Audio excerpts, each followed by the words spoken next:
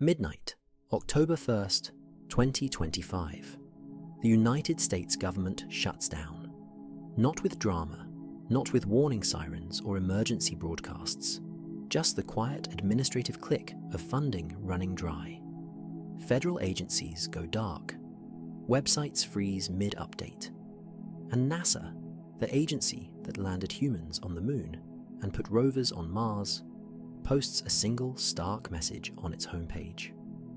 NASA is currently closed due to a lapse in government funding.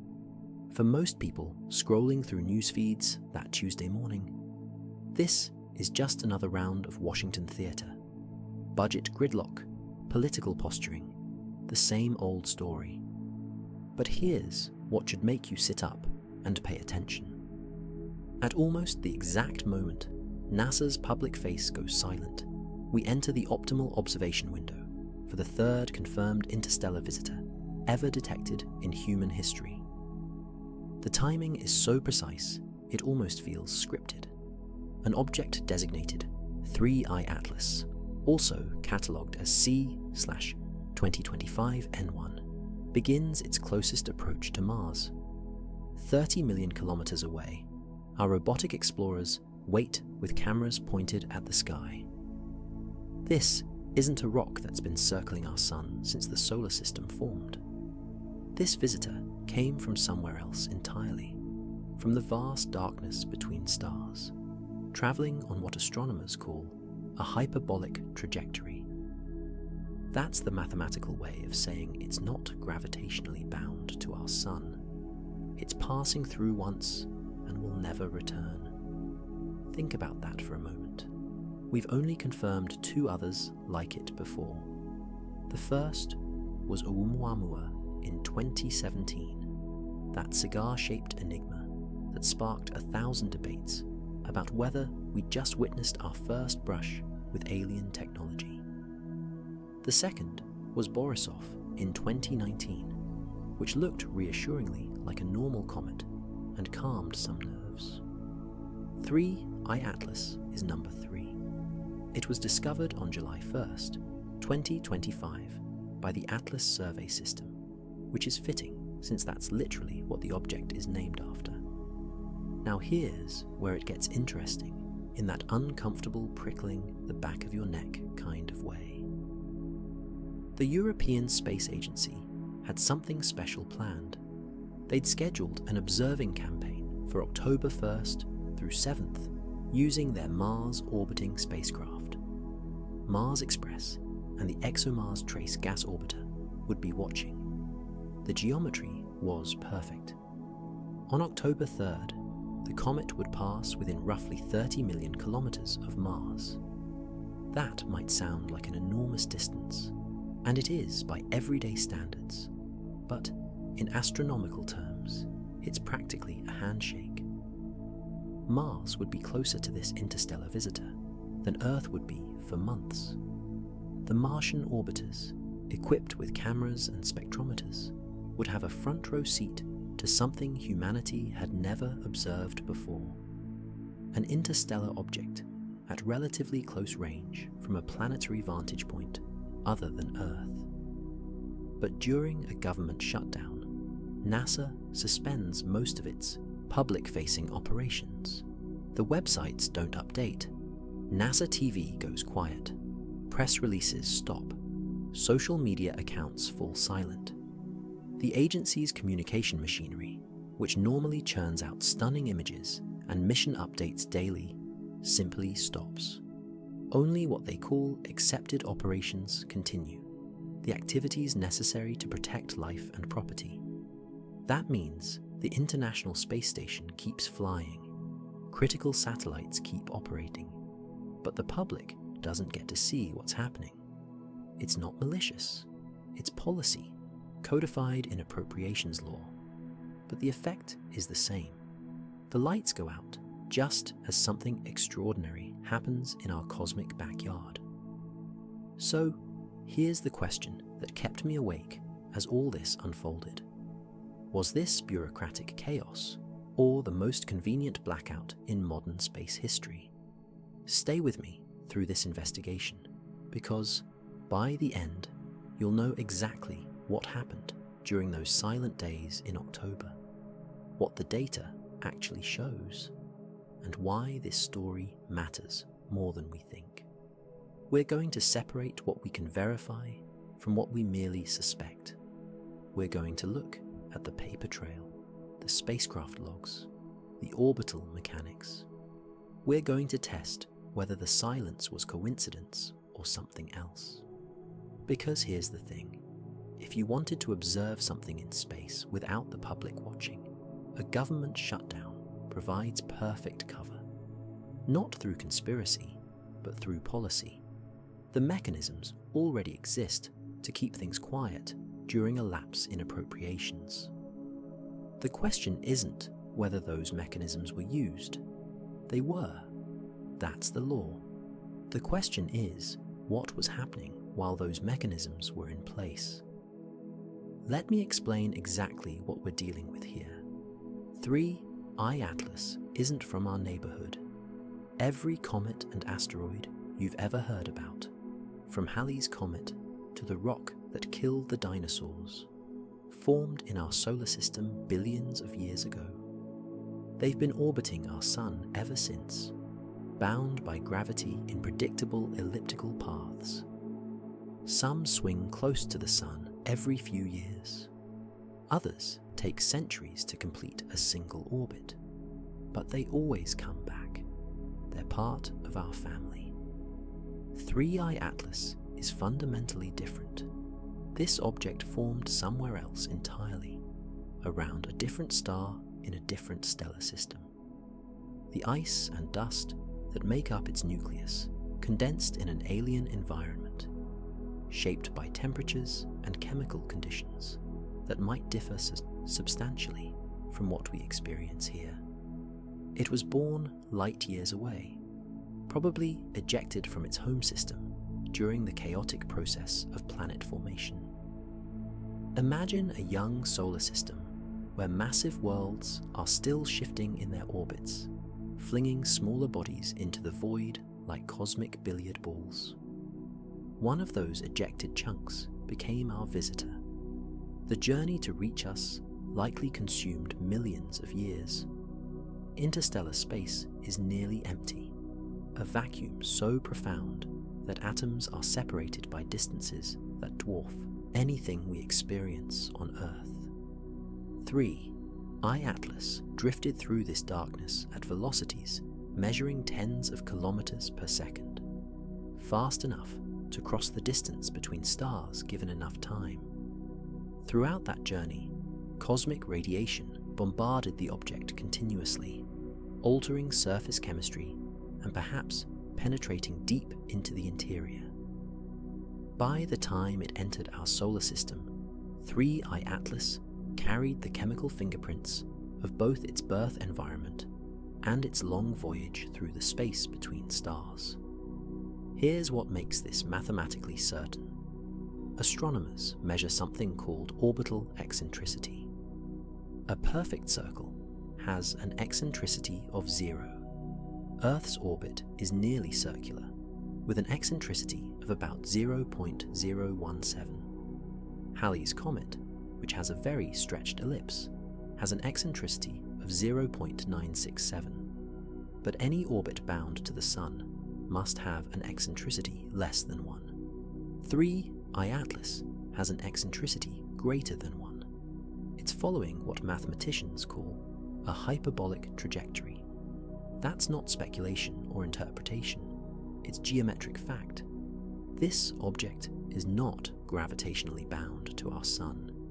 It's passing through and will never return.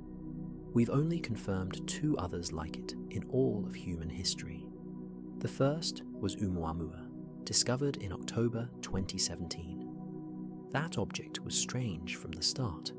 It showed no visible tail or coma, the fuzzy cloud of gas and dust that normally surrounds active comets. Its shape appeared extremely elongated, perhaps 10 times longer than it was wide. Most puzzling, it experienced a small acceleration that couldn't be fully explained by normal comet outgassing. These anomalies led some scientists, most notably Harvard astronomer Avi Loeb, to seriously consider whether it might be artificial, perhaps a light sail or probe from another civilization. The debate continues. The second visitor was Borisov, discovered in August 2019. This one looked refreshingly normal. It had a prominent coma and tail. Its spectrum showed typical comet chemistry, water and carbon monoxide. It behaved exactly like comets from our own solar system behave. Borisov proved that interstellar comets can be ordinary, just travelers from elsewhere. 3. I-Atlas was discovered on July 1st, 2025, by the Asteroid Terrestrial Impact Last Alert System, ATLAS for short.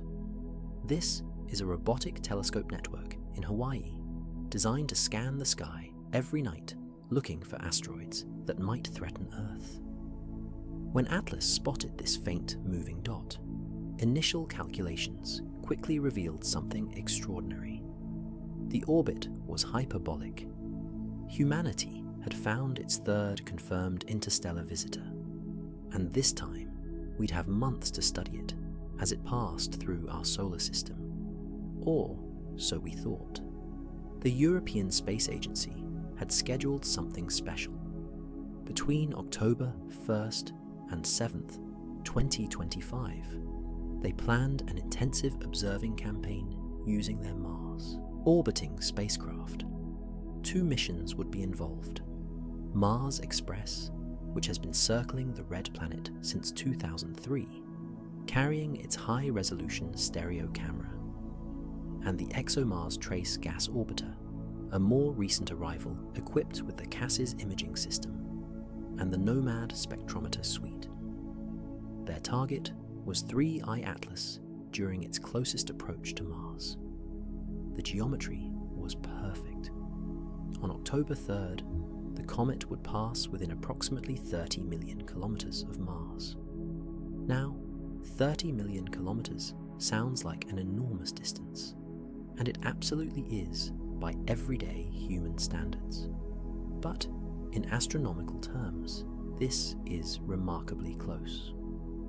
To put it in perspective, Mars would be closer to this interstellar visitor than Earth would be for months. The Martian orbiters would have a front row seat to something unprecedented. An interstellar object at relatively close range from a planetary vantage point other than Earth. Here's why this mattered so much. From Earth during early October, observing 3 I-Atlas was genuinely difficult. The comet's position in the sky meant it appeared close to the Sun from our perspective. Astronomers call this low solar elongation. Try looking at something faint when it's nearly in line with a blinding spotlight. That's the problem ground-based telescopes faced. Observatories have to be extremely careful when pointing instruments anywhere near the Sun because of the risk of damage from overwhelming glare. Some observations were possible, particularly from high-altitude sites during twilight hours, but they were challenging at best. This made the Mars-based assets strategically crucial. They had a geometric advantage. The orbiters were looking at the comet from a completely different angle, one that didn't involve fighting the Sun's overwhelming brightness. If we were going to get good quality data during early October, Mars was genuinely the best place to be. Our only real eyes on target during those critical days. What could these spacecraft actually see? At 30 million kilometers distance, even the best cameras couldn't resolve fine details on the nucleus itself. Mars Express carries the HRSC, capable of taking wide-angle images, useful for detecting overall shape and brightness variations. ExoMars has CASIS for color imaging and Nomad for spectroscopy. Nomad is particularly interesting because it can measure the composition of gases in the comet's coma, the cloud of material surrounding the nucleus. With careful pointing, It could attempt to identify what molecules were being released as the comet warmed up approaching the Sun. The goals were clear and publicly stated. ESA scientists wanted to capture hints about the nucleus shape from how brightness changed over time. They wanted to measure activity levels, how much gas and dust the comet was producing, and they hoped to obtain spectra that could tell us about composition. What is this object made of? Does it resemble comets from our own solar system? Or does it have an exotic chemistry reflecting its alien origins? These weren't secret objectives. ESA mission scientists gave interviews to space.com and other outlets. They talked openly about the observation plans, the challenges of imaging a faint object at that distance, and their genuine excitement about studying an interstellar visitor. This was normal mission operations, the kind of transparent public engagement you expect from a space agency doing science. The observation windows were planned, the instruments were ready, the geometry was optimal. Everything was set for what should have been a landmark week in interstellar object research. And then, at precisely midnight on October 1st, just as this observation window opened, NASA's public communications infrastructure went completely dark. The timing was so exact it felt almost deliberate. But was it? That's what we need to figure out, to understand how information can disappear without conspiracy. You need to understand how government shutdowns actually work. NASA operates under something called the Continuity of Appropriations Plan. This isn't some secret document. It's legally required whenever there's a lapse in federal funding, and it's publicly available as a PDF on government websites. The plan is remarkably detailed. It specifies exactly which employees get furloughed, which are considered accepted, and what activities continue during a shutdown. The categories are strict and unambiguous. Accepted activities include protection of life and property. That's the legal language. What does it mean in practice? The International Space Station absolutely keeps flying. You can't just turn off life support for astronauts in orbit because Congress missed a budget deadline. Flight controllers stay on duty to keep the crew safe. Critical satellite operations continue too, particularly those that prevent loss of expensive assets or protect vital infrastructure. If a spacecraft needs a course correction to avoid debris, that happens. If there's a thermal issue or communications problem, the team addresses it. But here's what doesn't count as accepted: public communications, website updates, social media posts, press releases. You see the pattern emerging? The people who normally update nasa.gov are furloughed. They're legally prohibited from working. The public affairs specialists who write press releases are sent home. The social media managers who post stunning images and mission updates daily, they are furloughed too. This isn't someone making a deliberate choice to hide information. It's federal employees following the law. The legal backbone of all this is the Anti-Deficiency Act, originally passed in 1884 and amended several times since. This law prohibits federal employees from spending or obligating funds that haven't been appropriated by Congress. Violating it isn't just against the rules, it's a felony. During a funding lapse, agencies have to determine which activities fall under the narrow exceptions, primarily life and property protection. Those determinations get documented and submitted to the Office of Management and Budget. Employees who work during a shutdown on accepted activities get paid retroactively when funding returns. But employees who work on non-accepted activities, even accidentally, are breaking federal law. This creates enormous institutional caution. Managers furlough people liberally to avoid any appearance of violating the Anti-Deficiency Act. The result is that even activities that might seem important, like updating a website to inform the public about an interstellar visitor, get shut down because they're not legally classified as protecting life or property. So, what does this mean for Mars orbiters during a shutdown? Flight operations teams can work, if necessary, to keep spacecraft safe. If Mars Reconnaissance Orbiter needs a maneuver to maintain its orbit, that happens. If there's a problem with power systems or communications, the team addresses it. These are accepted activities because they protect expensive government property. But science planning, the meetings where researchers decide where to point cameras and when, those can slow down or stop entirely. That's not life and property. Public data releases definitely stop because the web administrators and public affairs people are furloughed. You end up with a strange situation. Spacecraft can operate, data can be collected, commands can be sent, but the normal flow of information to the public gets dammed up completely. It's not a conspiracy, it's administrative procedure following the letter of federal law. But the effect is exactly the same, as if someone had deliberately ordered silence. The public hears nothing. NASA's own continuity plan actually states this in plain language. Page 7 of the 2024 version, publicly available, says citizens won't have access to nasa.gov or NASA TV during a lapse in appropriations.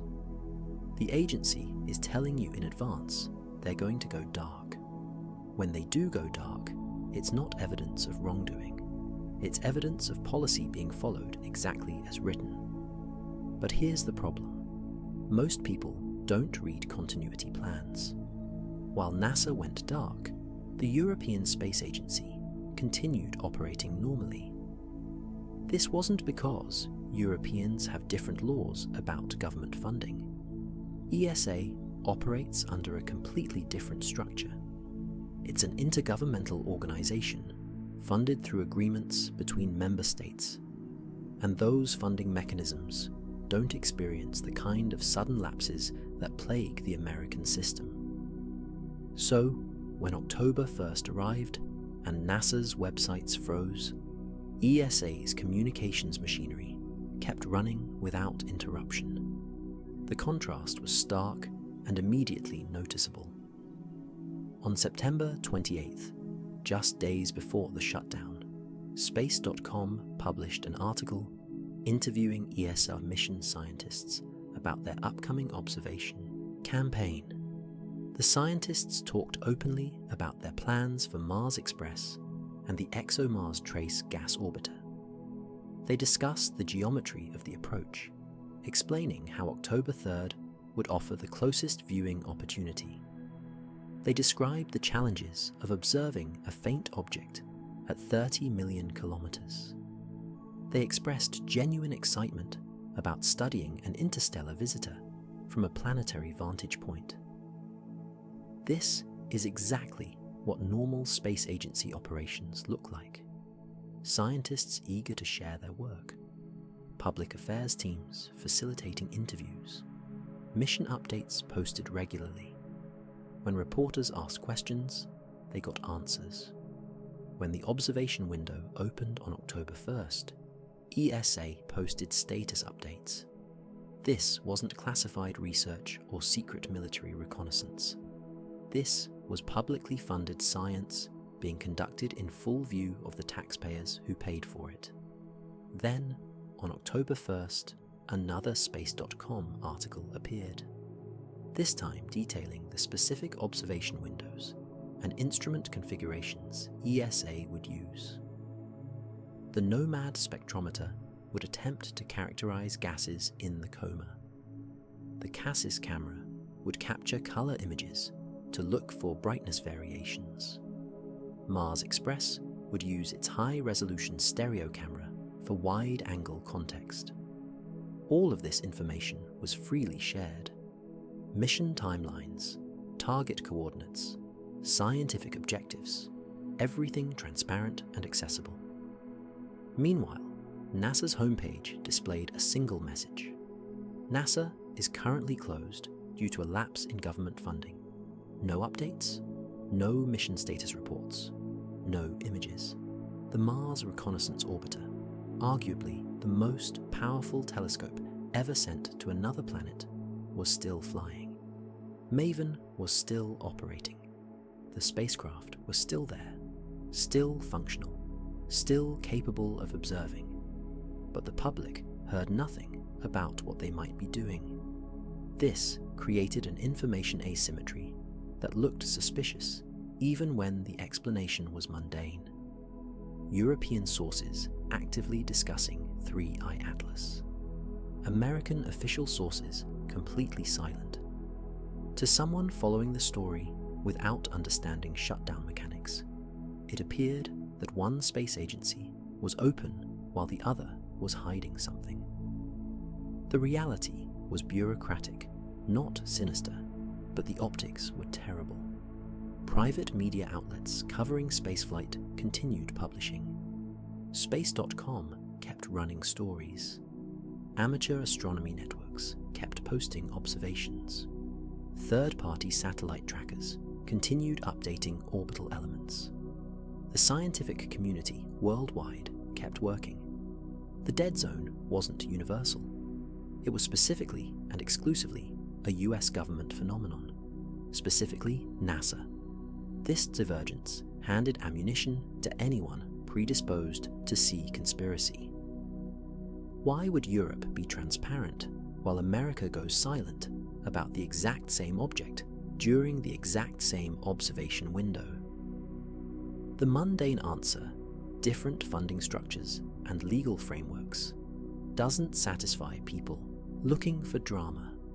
The exciting answer, that NASA was observing something they didn't want public, fits a more compelling narrative, even though there's no evidence supporting it.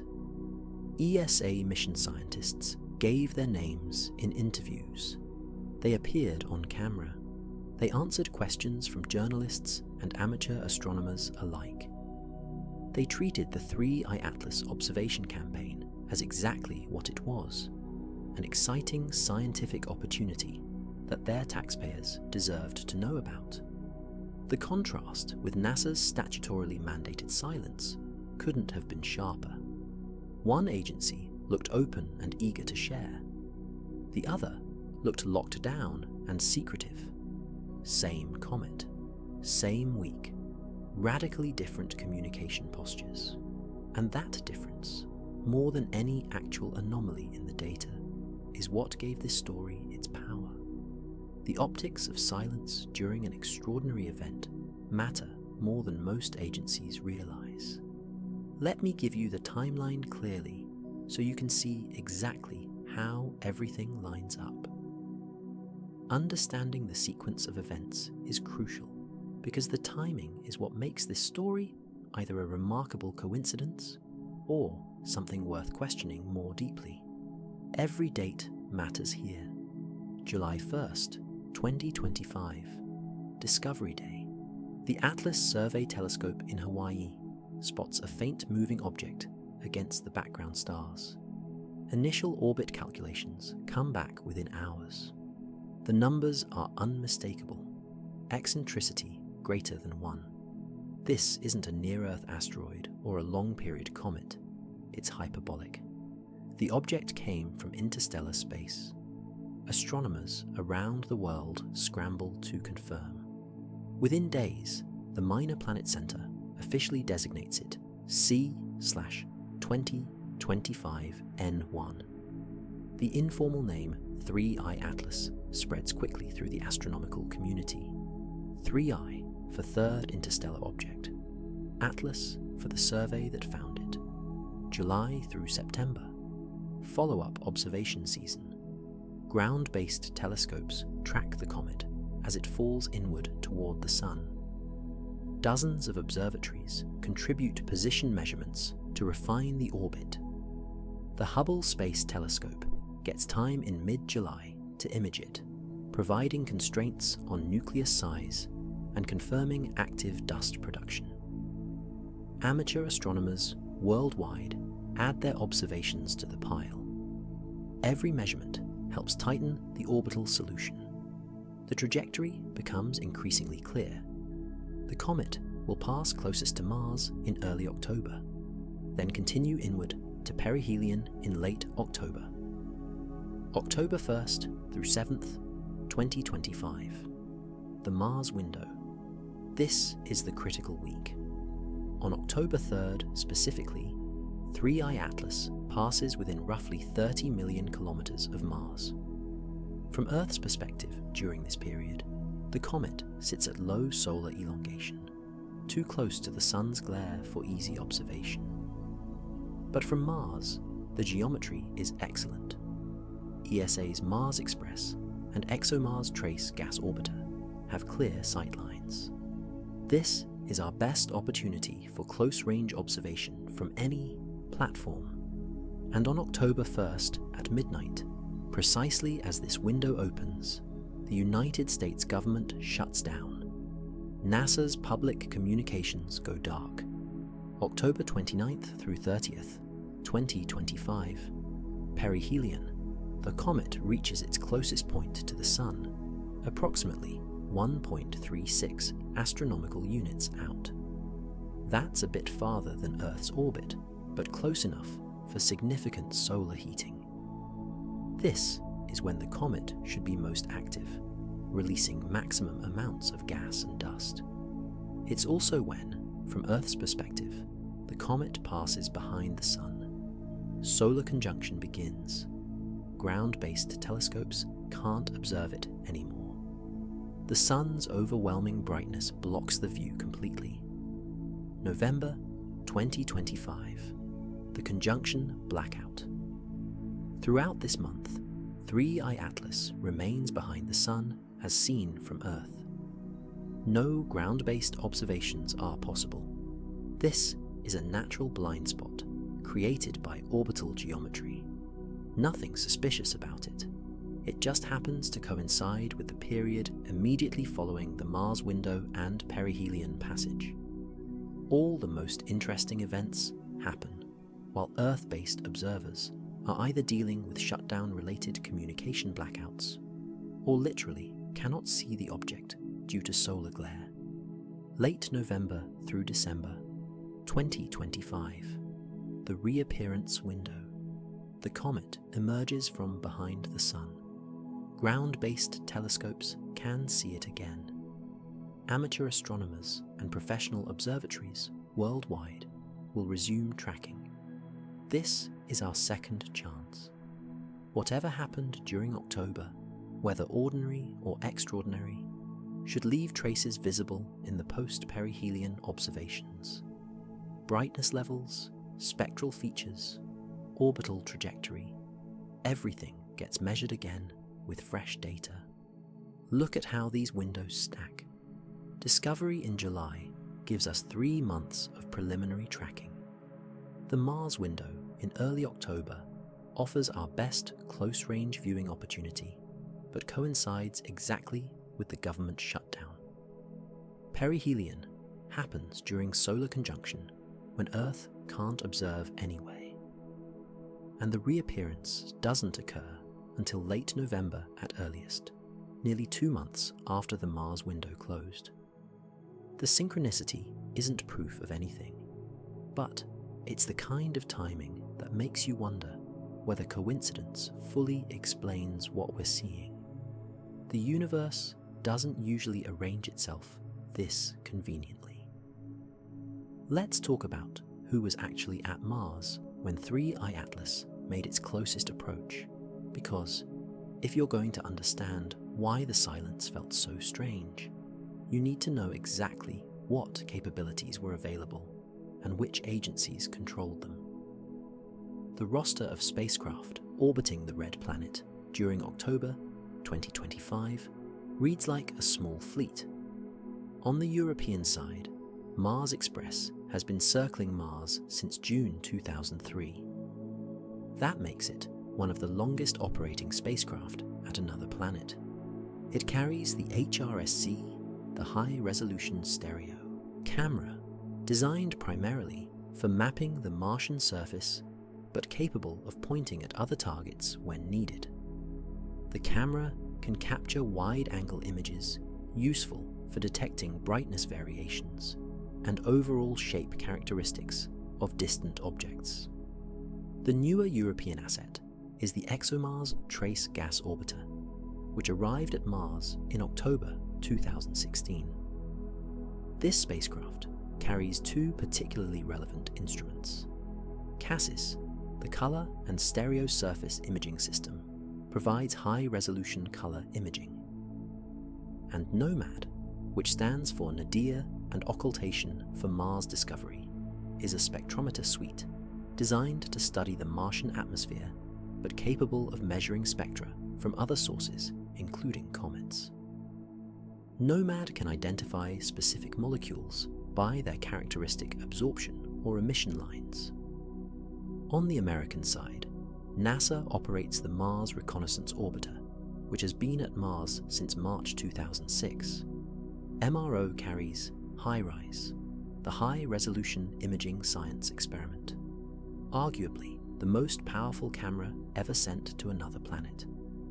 When imaging the Martian surface from typical orbit altitude, HiRISE can resolve features as small as 30 centimeters across. It's an extraordinary instrument, but, and this is crucial, it's designed for photographing things directly below the spacecraft, not objects millions of kilometers away in space. Then there's MALVIN, the Mars Atmosphere and Volatile Evolution mission, which arrived in September 2014. MAVEN wasn't designed to photograph comets. Its instruments measure the Martian upper atmosphere, solar wind interactions, and plasma properties. But those sensors could potentially detect changes in the space environment around Mars if something unusual happened during the comet's passage. Down on the surface, two rovers were operating: Perseverance, which landed in February 2021, and Curiosity, which has been roving since August 2012. Neither rover is designed for astronomical observations. Their cameras point at rocks and soil, not the sky. But in principle, if commanded to do so, they could capture wide-angle frames showing bright objects. The chances of them being tasked for comet observation are slim, but the capability theoretically exists. So we have 5 orbital assets and 2 surface assets. 3 controlled by ESA, 4 by NASA. The European spacecraft had publicly announced observation plans. They were going to point their instruments at 3I Atlas during the October 1st through 7th window. Their scientists had given interviews explaining exactly what they intended to do. That's confirmed and documented. NASA's spacecraft had the capability to observe. HiRISE is phenomenally sensitive. MAVEN's instruments could monitor space weather. MRO and MAVEN both had clear lines of sight to where the comet would be. But there were no official NASA announcements about tasking these assets to observe 3I Atlas during the Mars window. That doesn't necessarily mean they didn't observe. It means we don't have public confirmation that they did. In the weeks before October, some planetary scientists, including Harvard astronomer Avi Loeb, publicly expressed expectations that HiRISE would be pointed at the comet. Loeb has been the most vocal proponent of taking interstellar visitors seriously as potential technological artifacts since Oumuamua. His interest in aggressive observation campaigns is well known, but expecting something and confirming it are very different things. The operational picture is this. NASA's Mars assets could have operated during the shutdown. They almost certainly did operate at some minimal level, because satellite operations protecting expensive hardware are considered accepted activities. Flight controllers were on duty. Spacecraft health was being monitored. What didn't happen was public reporting about science operations. The data might exist. The observations might have occurred. But the communication pipeline that would normally tell us about it was shut off by law. There's been speculation online that HiRISE, NASA's incredibly powerful camera on the Mars Reconnaissance Orbiter, could have photographed 3I Atlas in enough detail to reveal whether it was natural or artificial.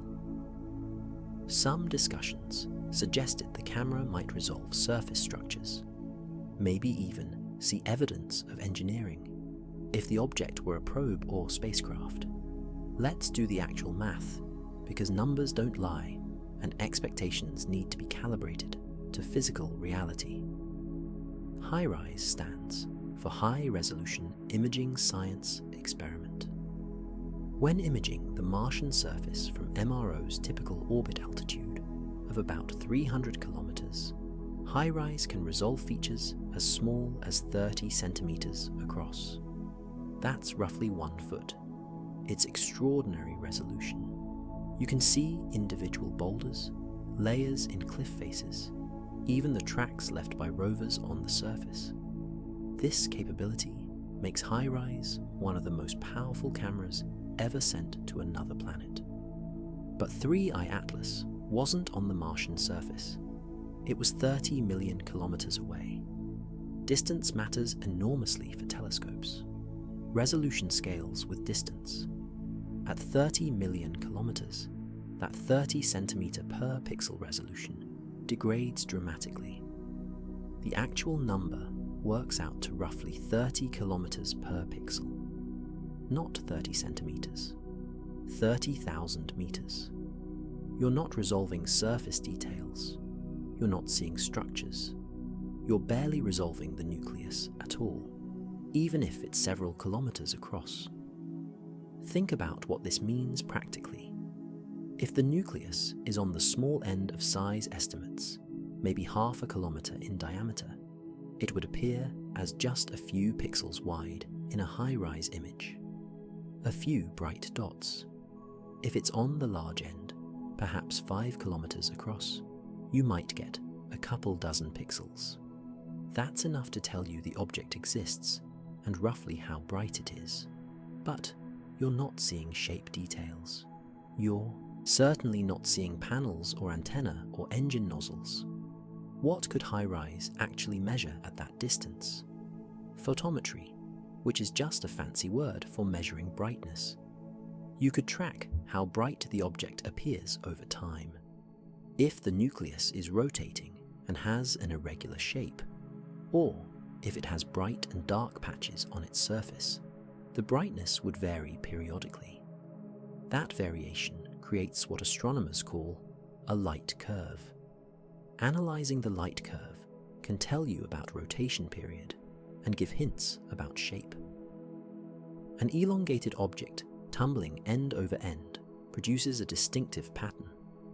You could also potentially detect asymmetries in the coma, the cloud of gas and dust surrounding the nucleus.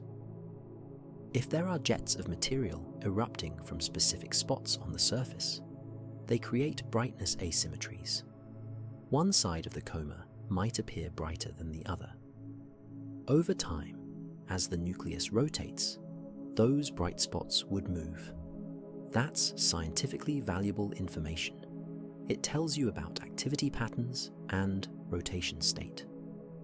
But the idea that HiRISE could photograph a structured object at 30 million kilometers and see definitive evidence of artificial origin, that's not consistent with the geometry. If there were something to see at that level of detail, you'd need to be much closer, orders of magnitude closer. This doesn't mean HiRISE wasn't tasked to observe. It means that even if it was, the expectations for what it could reveal need to be realistic. The confusion probably comes from people knowing HiRise's reputation as an incredibly powerful camera without understanding how resolution works with distance. 30 centimeters per pixel sounds amazing, and it is when you're 300 kilometers away. But scale that up to 30 million kilometers, and physics takes over. The angular resolution stays the same, about 1 microradian. But what that microradian corresponds to in physical size grows linearly with distance. So, if someone tells you HiRise could have resolved artificial structures on 3I Atlas, they're either misunderstanding the geometry or deliberately overselling capabilities. What HiRise could have done is provide valuable photometric data and maybe detect large-scale coma asymmetries. That's still useful science. But it's not the close-up detailed imaging that conspiracy theories require. Sometimes the limitations are just physics, not suppression. Before the Mars window even opened, the Hubble Space Telescope had already taken a look at 3I Atlas. This happened back in mid-July 2025, roughly 2.5 months before the government shutdown. Those Hubble observations are important because they provided the first real constraints on what we're dealing with. But they also introduced significant uncertainty that becomes relevant later when we talk about mass and composition. Hubble didn't resolve the nucleus directly. At the distance 3I Atlas was in July, even Hubble's powerful optics couldn't pick out the solid body at the center. What Hubble saw was the coma, the fuzzy cloud of gas and dust surrounding the nucleus. This is normal for active comets. As the nucleus heats up approaching the Sun, ice on its surface sublimates, turning directly from solid to gas. That gas carries tiny dust particles with it. The result is a cloud that can extend thousands or tens of thousands of kilometers outward from the nucleus, making the comet much easier to detect than the tiny solid body at its center. From the brightness and extent of that coma, scientists can work backwards to estimate the size of the nucleus. But this process requires assumptions. You have to assume something about the albedo, which is how reflective the surface is. A dark surface reflects less sunlight, so if you assume a certain brightness, you'd calculate a larger nucleus to produce the observed light. A bright surface reflects more, so you'd calculate a smaller nucleus for the same observed brightness. You also have to assume something about how efficiently the nucleus is producing dust. More dust means more light scattered, which could make you think the nucleus is bigger than it actually is. The Hubble team published their analysis as a preprint. Their model suggested a nucleus diameter somewhere between 0.3, 2, and 5.6 kilometers. Take a moment to appreciate that range. The upper limit is more than 17 times larger than the lower limit. In terms of volume, which scales with the cube of diameter, that's a factor of nearly 5,000. A nucleus at the small end of that range would have a volume measured in cubic kilometers. A nucleus at the large end would have a volume measured in tens of cubic kilometers. Why such enormous uncertainty? Because we can't see the nucleus directly, and because different reasonable assumptions about surface properties and dust production rates give you wildly different answers. This isn't sloppy science. It's honest acknowledgement of what the data can and cannot tell us. The Hubble observations are excellent. The uncertainty is inherent in the problem of inferring a hidden object from the clouds surrounding it. The team also estimated mass loss rates, how much material the comet is shedding per second as gas and dust. Their model gave a range of 6 to 60 kilograms per second during the July observations. Again, an order of magnitude range. This is consistent with an active comet. Comets lose mass as they approach the Sun. That's what makes them visible. The escaping gas and dust reflect sunlight and fluoresce, creating the spectacular tails we associate with comets. Here's why this matters for later parts of our story. Without knowing exactly how big the nucleus is, we can't pin down its mass. Mass equals volume times density. If you don't know volume precisely, and you don't know density at all, your mass estimate has huge error bars. And without knowing mass, you're guessing about composition. Is it fluffy ice and rock with low density? Is it something denser, perhaps with more rock than ice? Is it metal-rich? The Hubble data confirmed. 3I Atlas is an active comet producing gas and dust, which is reassuring. It's behaving like comets behave.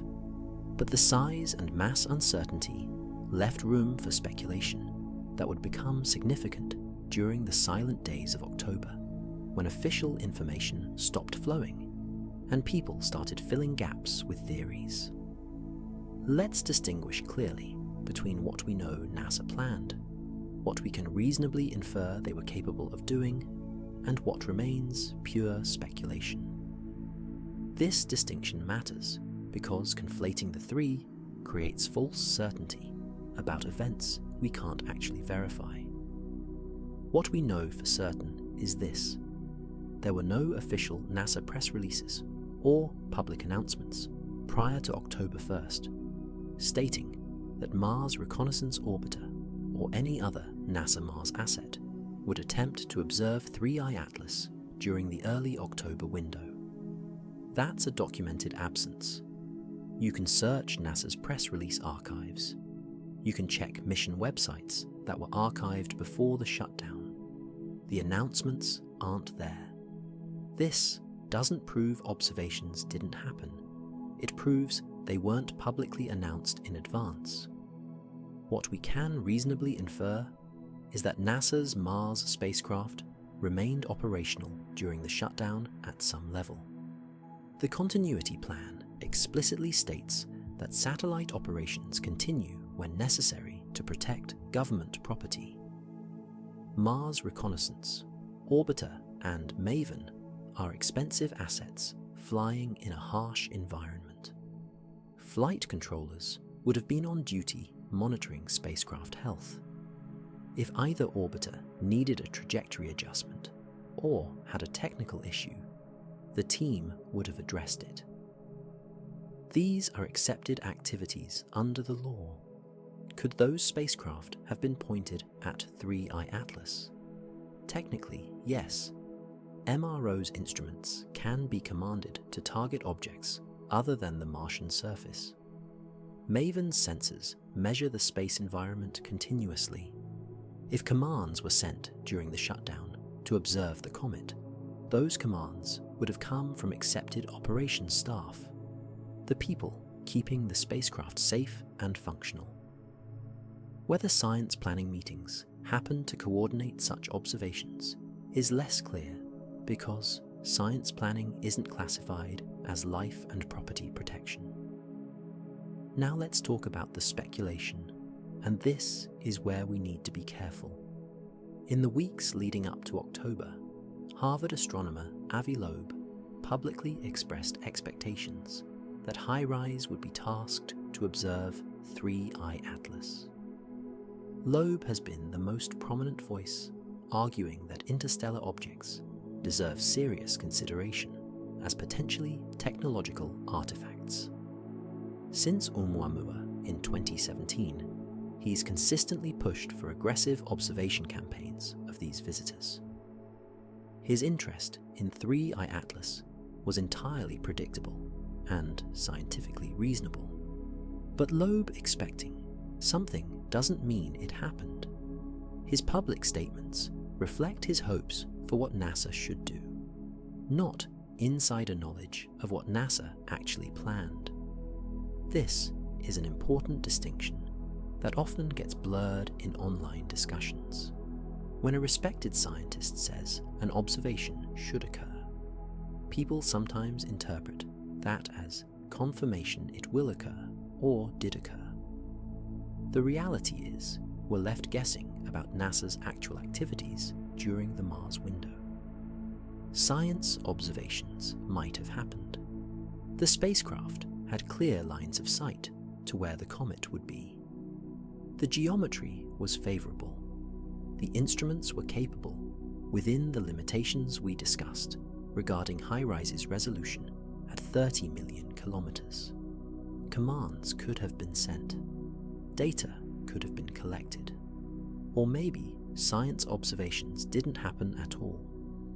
During a shutdown, with science teams largely furloughed and communication channels frozen, coordinating an observation campaign is difficult.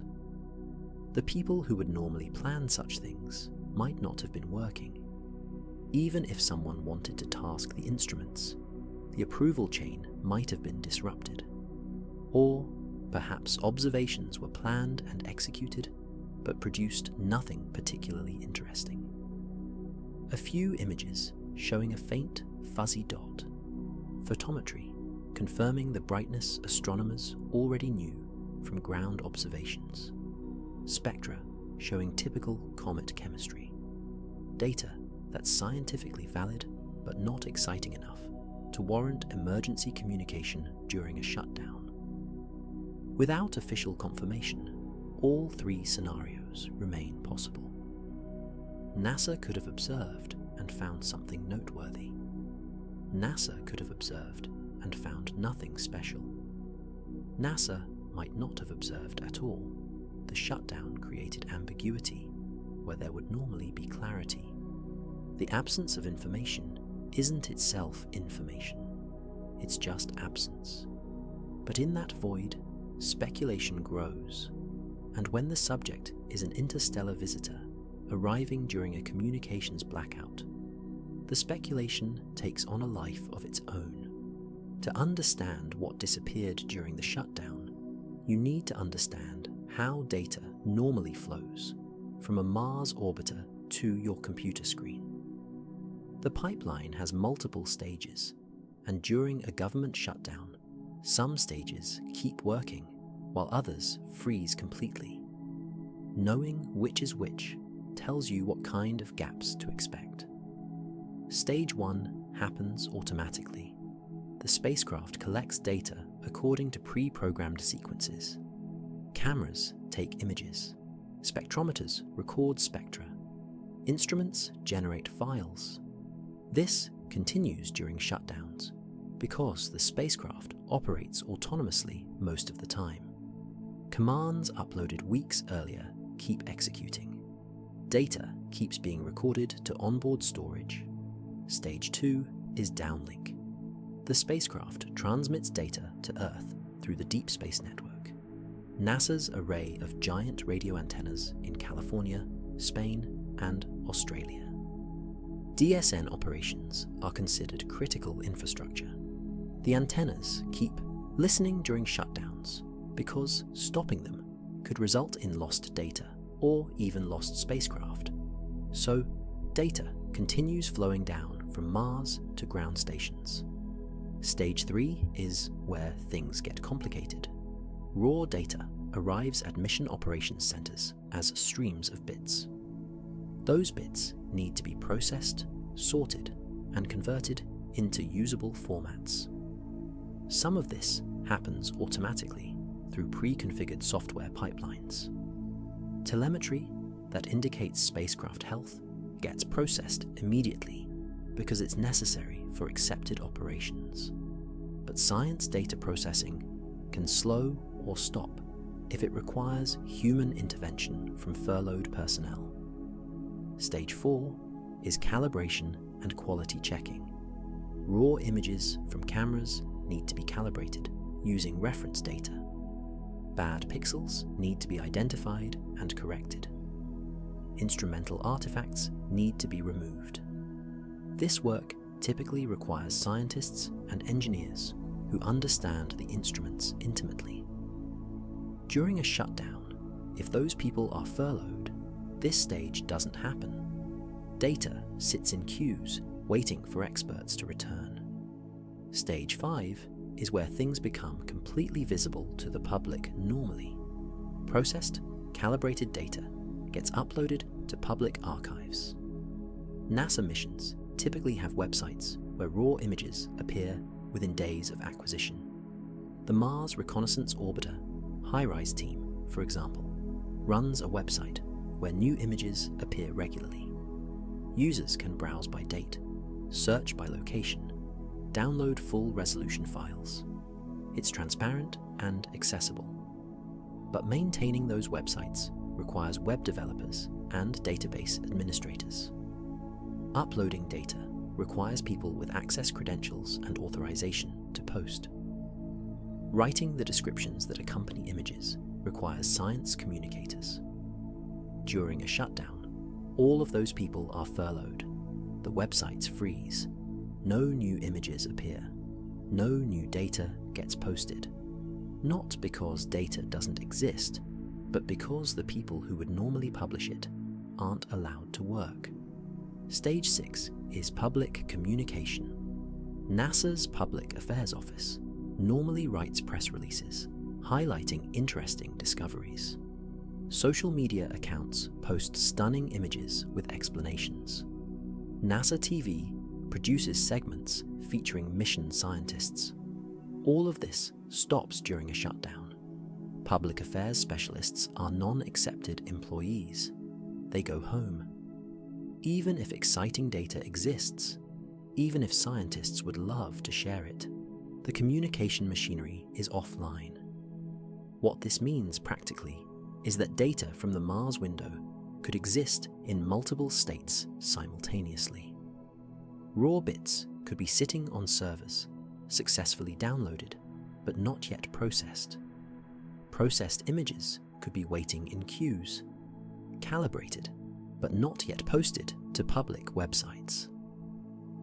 Exciting scientific results could be known to a handful of accepted operations staff who saw the data but can't communicate about it without violating shutdown rules.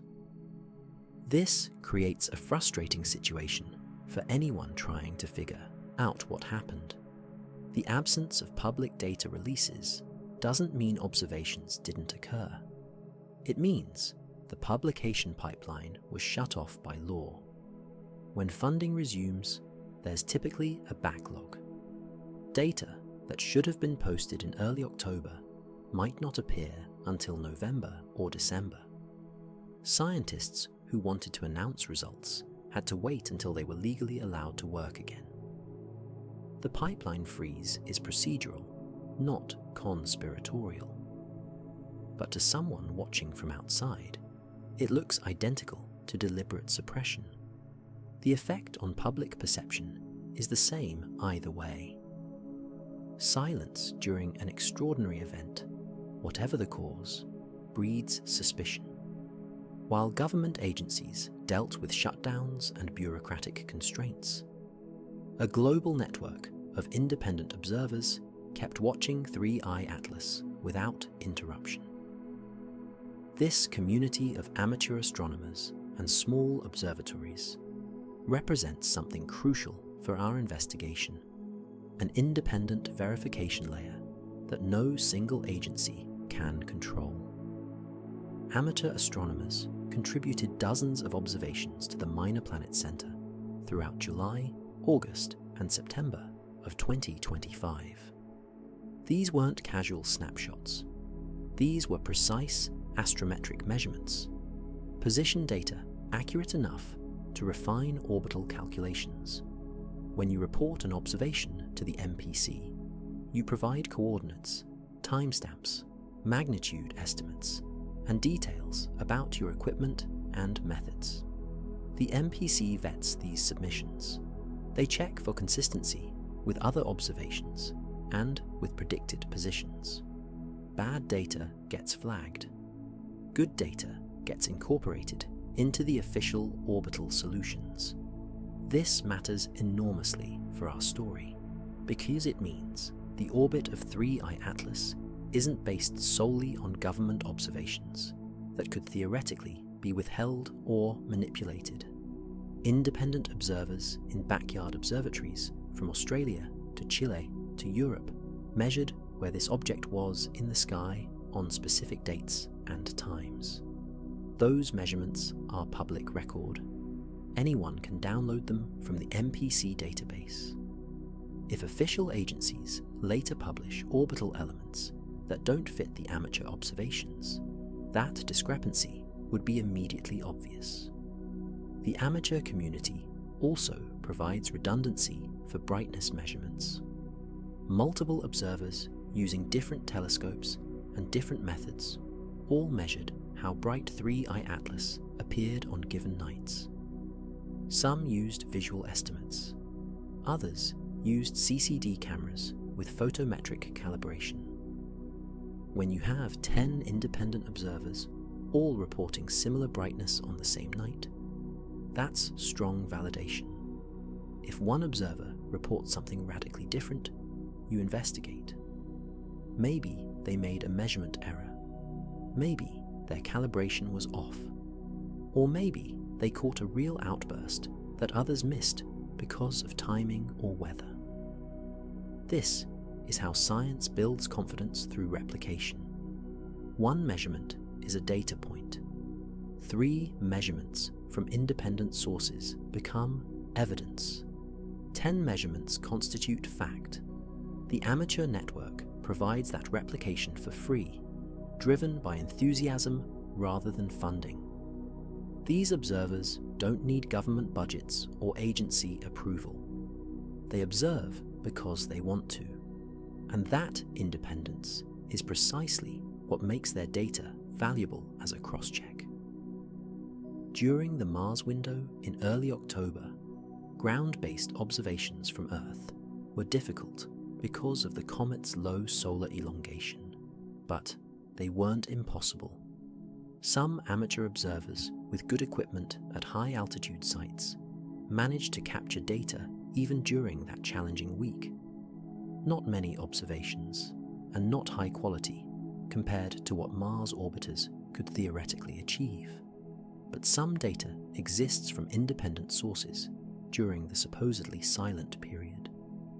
When NASA eventually releases whatever data they collected, if they collected any, the amateur observations provide a reality check. Did the comet's position match predictions? Did its brightness behave consistently with what ground observers were seeing? If NASA claims the comet did something unusual during the Mars window, does that show up in amateur data from the same time frame, accounting for geometric differences? The amateur community also notices things.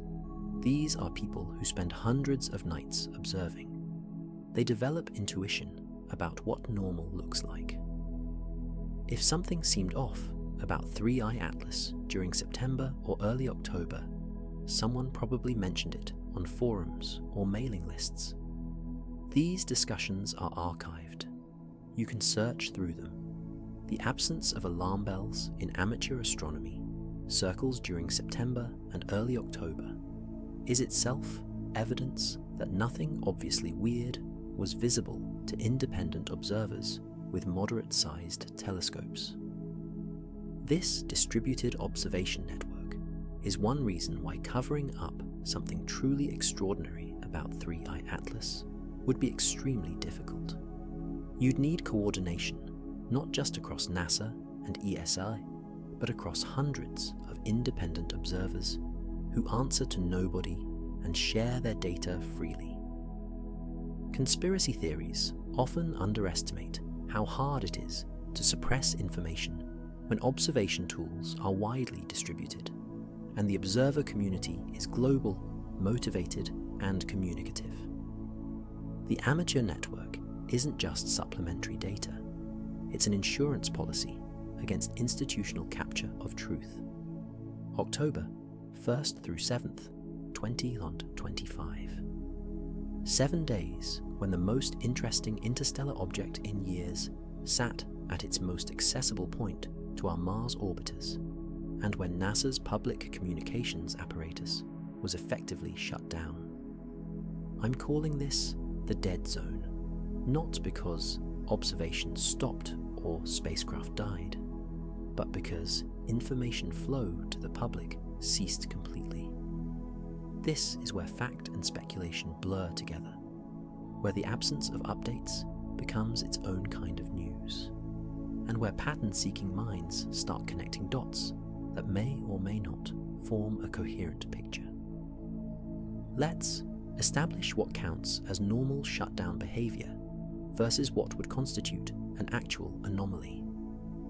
During a government shutdown, NASA's web presence is supposed to go minimal. The main nasa.gov site displays a closure notice. Mission-specific pages stop updating entirely. The raw image browsers that usually populate daily with fresh pictures from Mars orbiters and rovers go static. Nothing new appears. The latest news feeds freeze at whatever the last entry was, before midnight October 1st. Social media accounts post nothing. No tweets, no Instagram posts, no Facebook updates. This is all documented in NASA's Continuity of Appropriations Plan, which you can download and read yourself.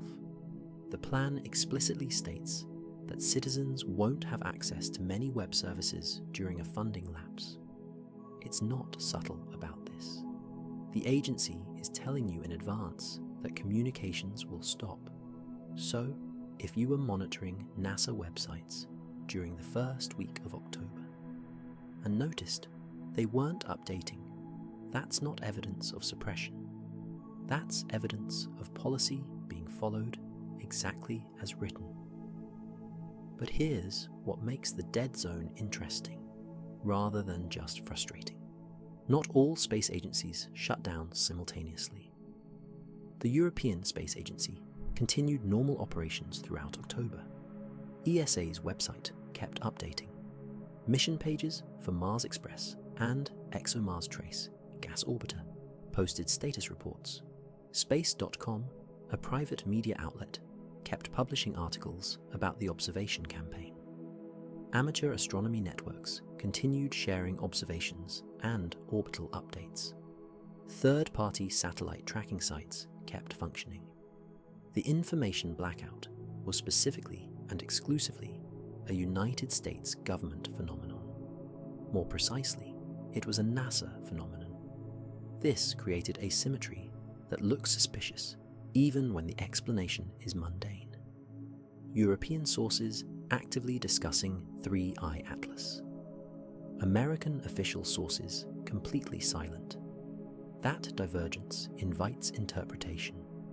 To someone who doesn't understand appropriations law and furlough procedures, it appears that one agency is being transparent while another is hiding something. So what would constitute an actual anomalous gap beyond normal shutdown protocol? Examples would include raw images that were scheduled for automatic posting based on pre-shutdown timelines, but never appeared even after accounting for processing delays. Telemetry data that showed up incomplete or with timestamps that don't make logical sense. Observation windows that appeared in pre-shutdown science planning documents, but produced no corresponding data products after the shutdown ended. Spacecraft trajectory files showing maneuvers that weren't explained in operations logs. These would be red flags. They'd indicate something beyond the normal freeze of public communications. But as of early October, when the shutdown was fresh and data pipelines were frozen, it was genuinely difficult to tell the difference between policy-driven gaps and potentially anomalous ones.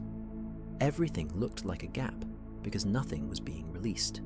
No images, no updates, no status reports, just silence. The dead zone wasn't a technical failure. It was an administrative state the spacecraft kept flying.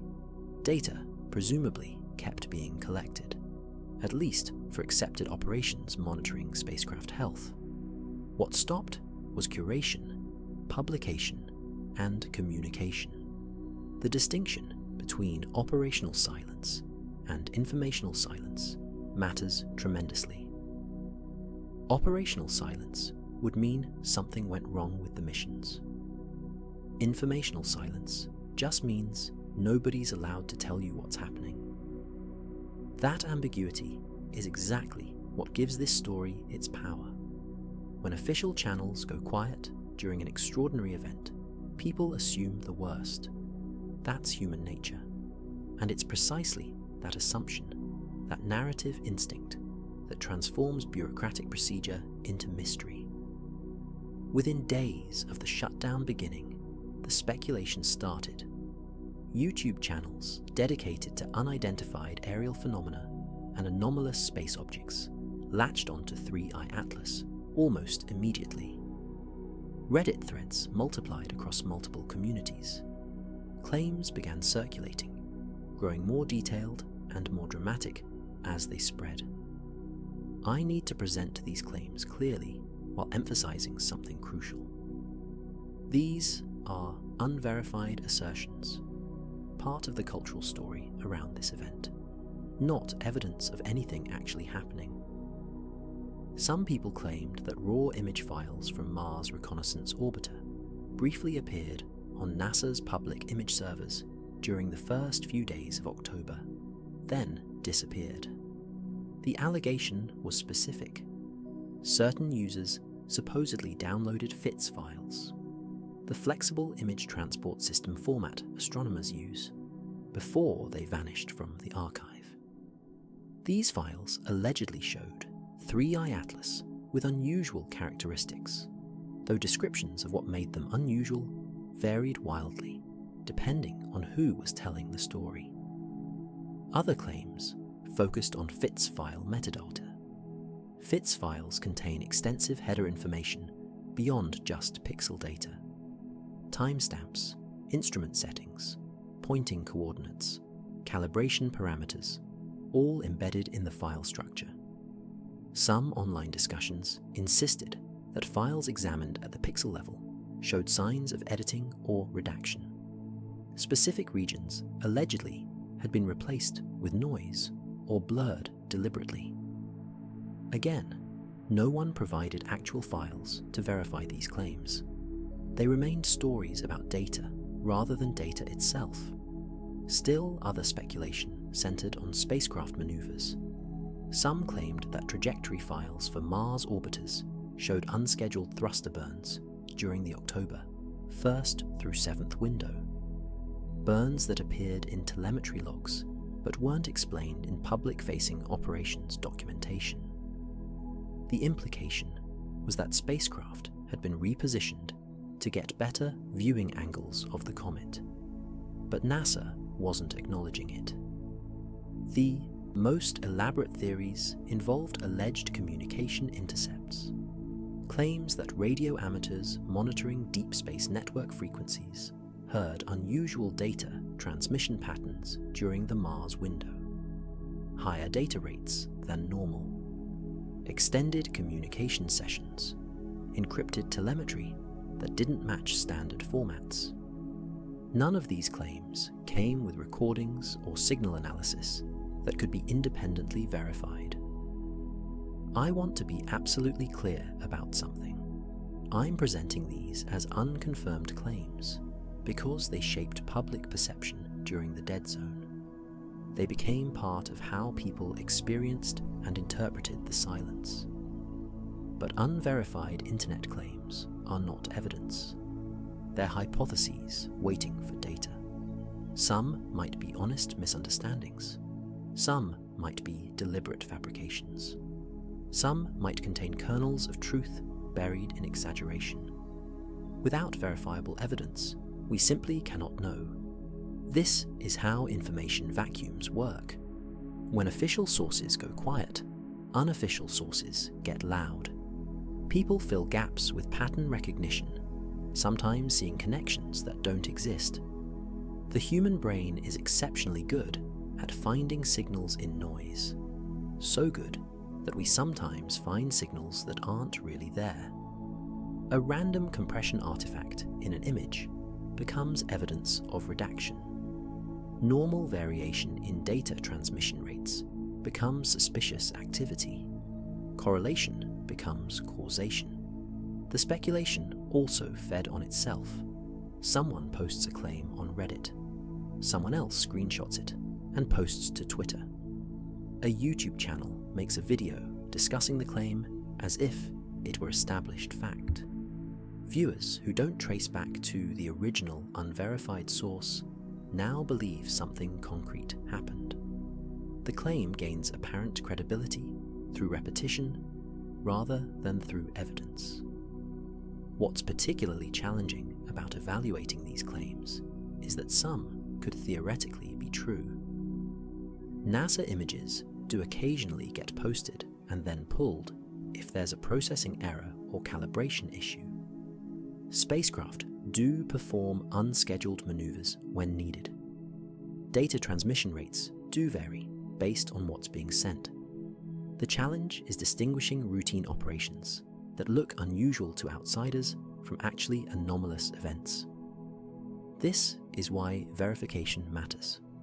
This is why we need to see actual files, actual telemetry, actual logs when data eventually gets released. Claims without evidence aren't proof of conspiracy, they're just noise. And right now, during the dead zone, we're drowning in noise while waiting for signal. There's been speculation online that data from the 3 iAtlas Mars window observations was classified for national security reasons. Before we go further, we need to understand exactly what classification means, because it's often confused with something completely different called a scientific embargo. These are not the same thing, and conflating them creates false narratives about what might be happening. A scientific embargo is standard, is practice in research. Here's how it works. A team of scientists collects data and analyzes it. They write a paper describing their findings and submit it to a peer-reviewed journal like Nature or Science. The journal sends the paper to other experts who check the methodology and verify the conclusions. During this review process, which can take weeks or months, the research team typically agrees not to publicly discuss their findings. This is the embargo. Why do this?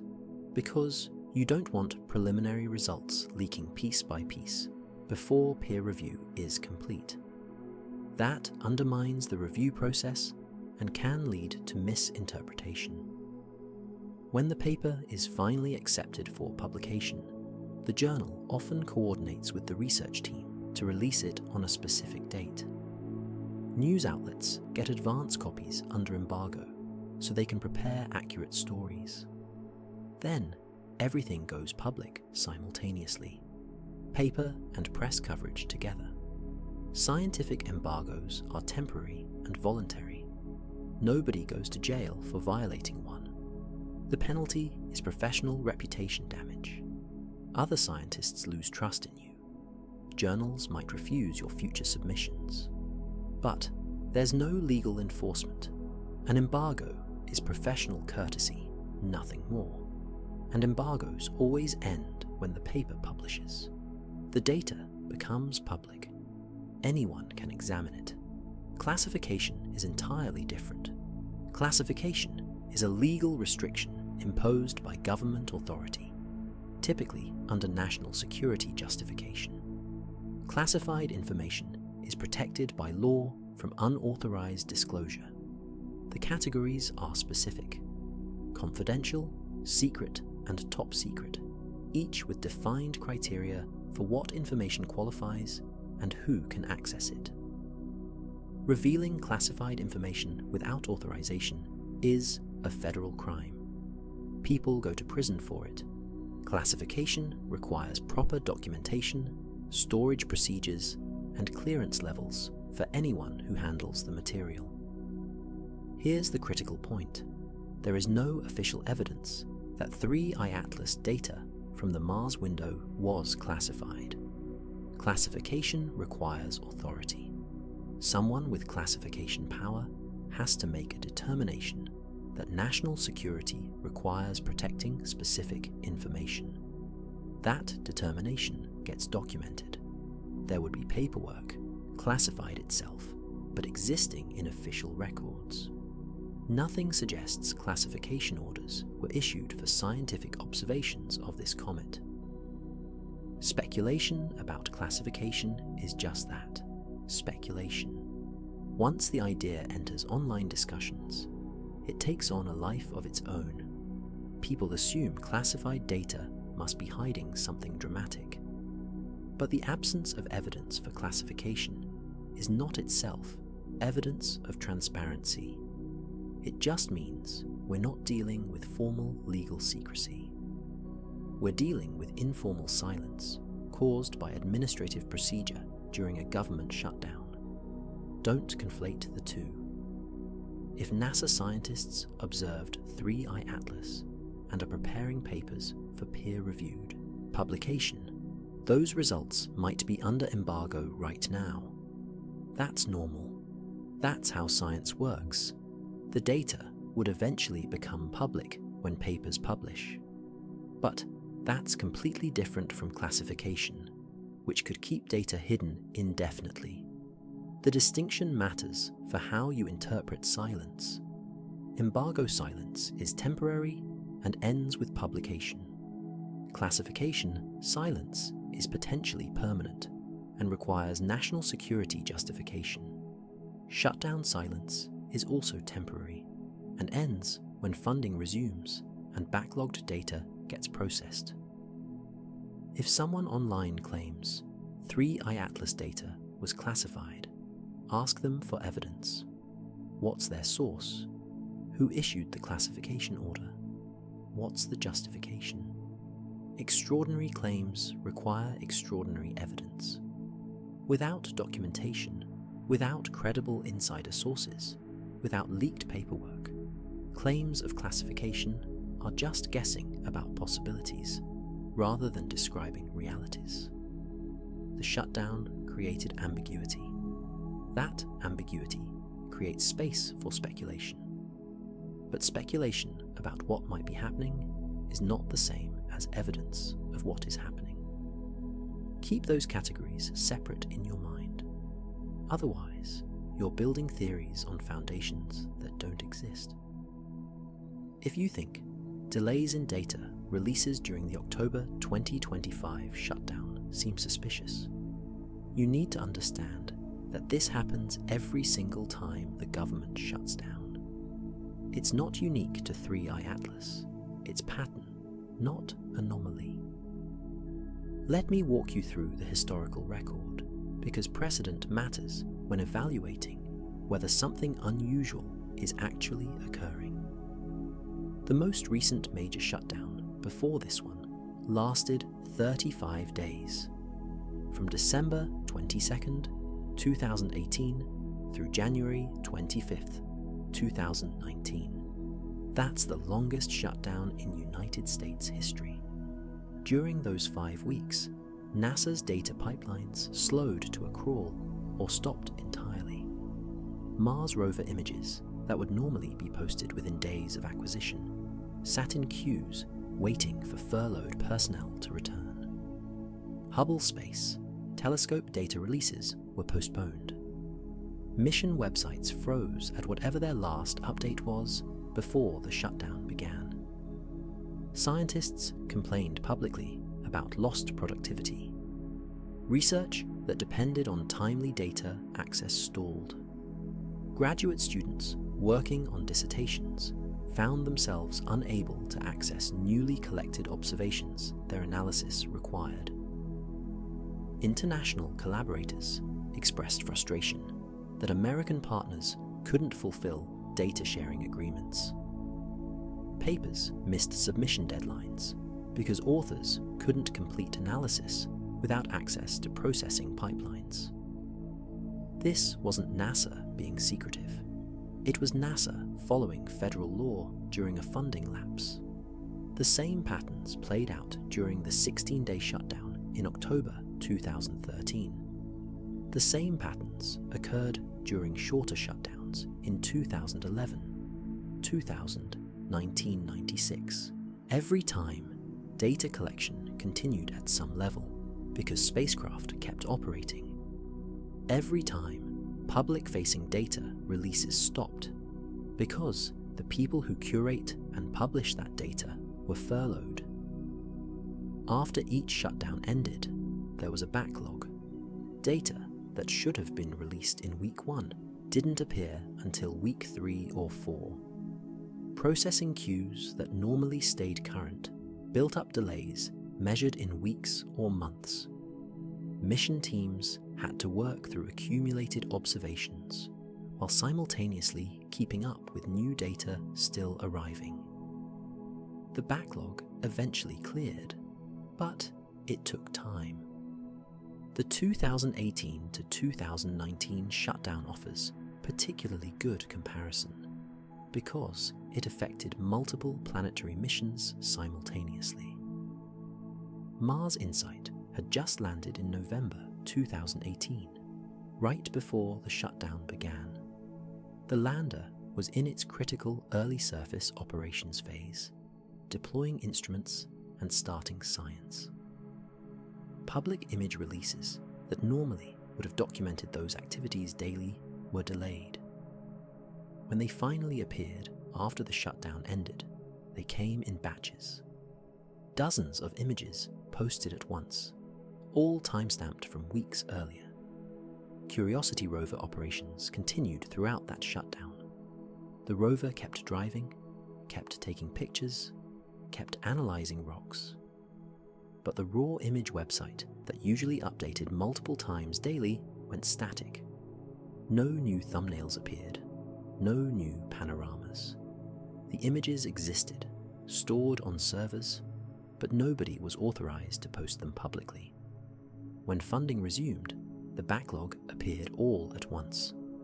Weeks of observations dumped into public archives in a matter of days. None of this triggered conspiracy theories because there was no extraordinary event happening simultaneously.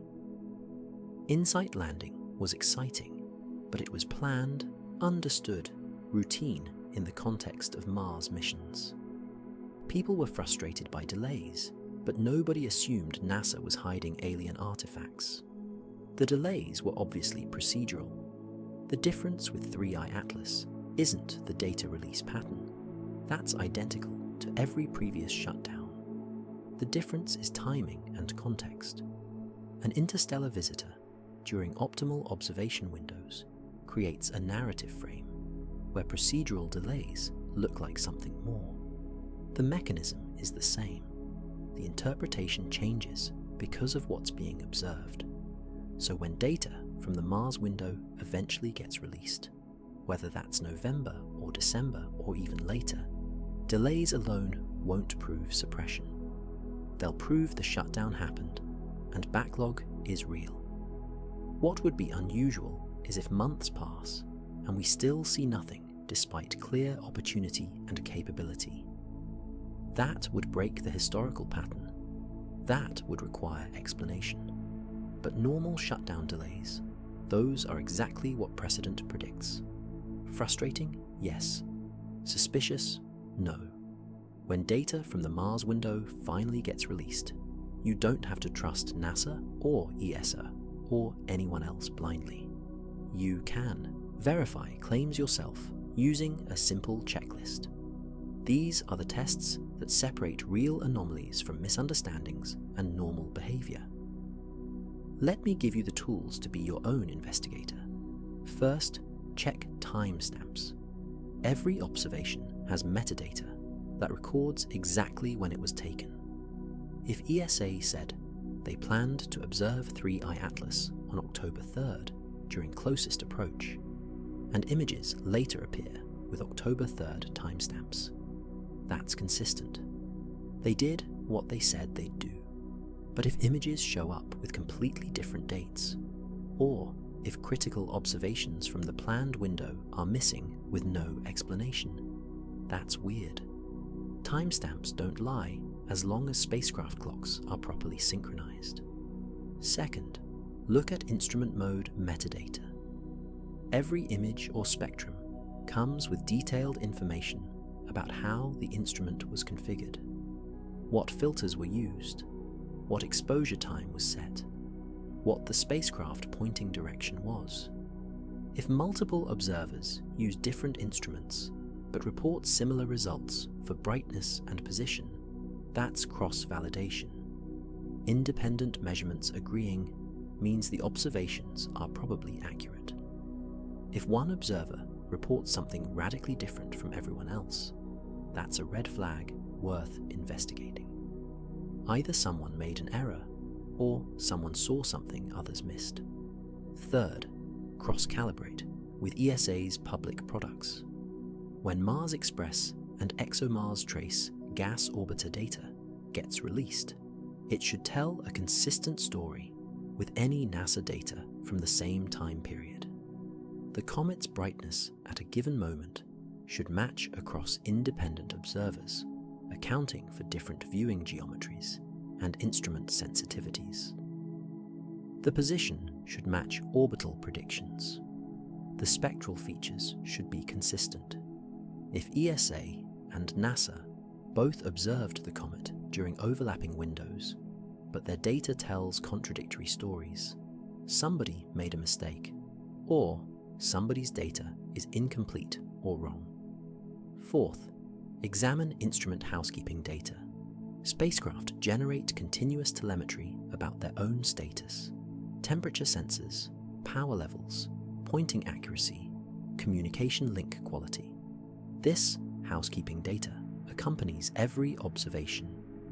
Anomalies in housekeeping can reveal whether an observation was routine or unusual. If a spacecraft suddenly repointed off its normal track, used more power than typical, or ran instruments in non-standard configurations, that shows up in housekeeping logs. Fifth, compare with amateur observations. Independent ground-based observers measured 3I Atlas brightness and position throughout September and October. Their data is public, contributed to the Minor Planet Center. Official orbital solutions should fit amateur observations just as well as they fit professional observatory data. If official orbits don't match what amateurs independently measured, that's inconsistent and demands explanation. This isn't paranoia. This is good science.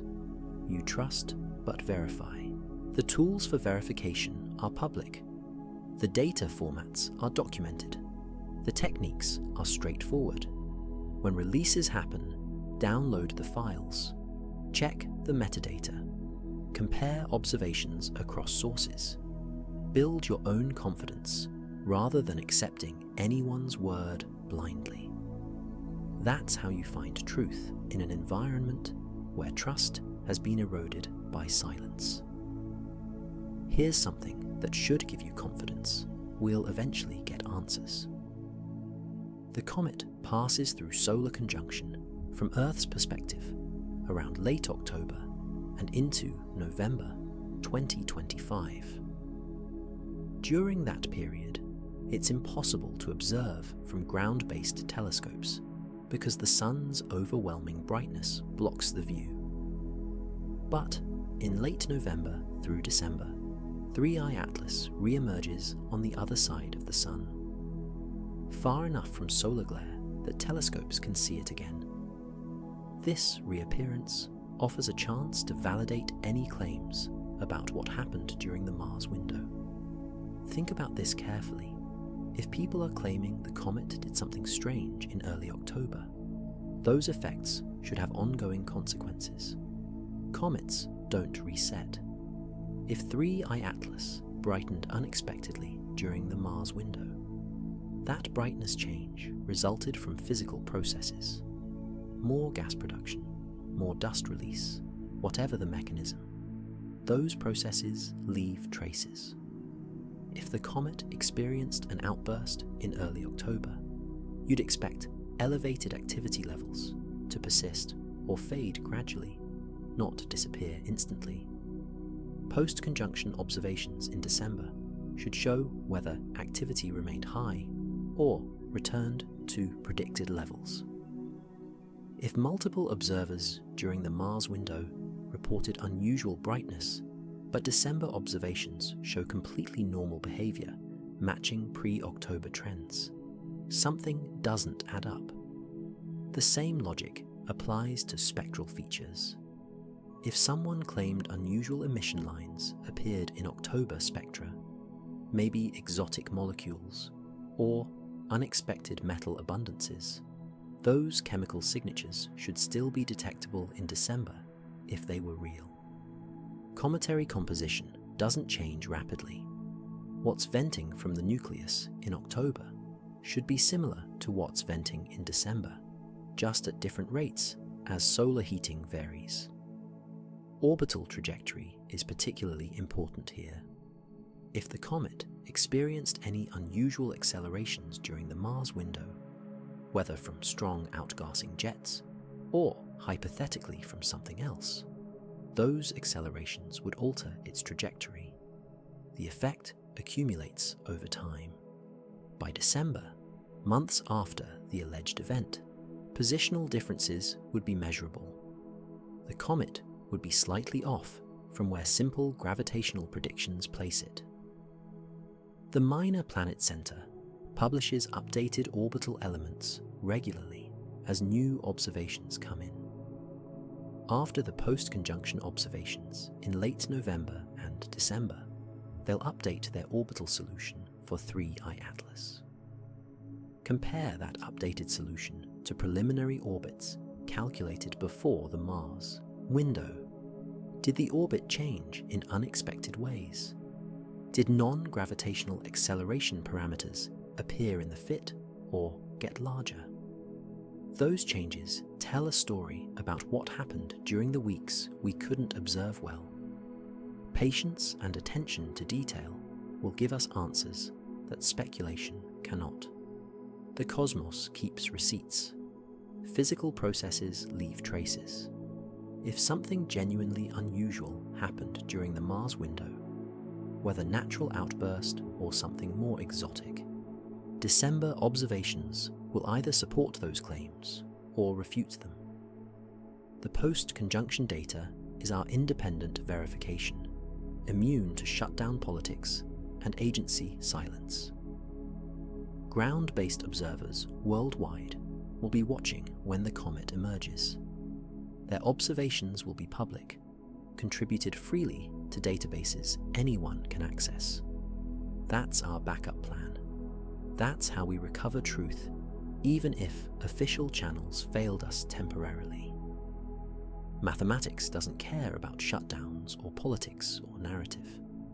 3I Atlas is following a hyperbolic orbit, and that orbit is determined by observations from around the world being fit to gravitational models.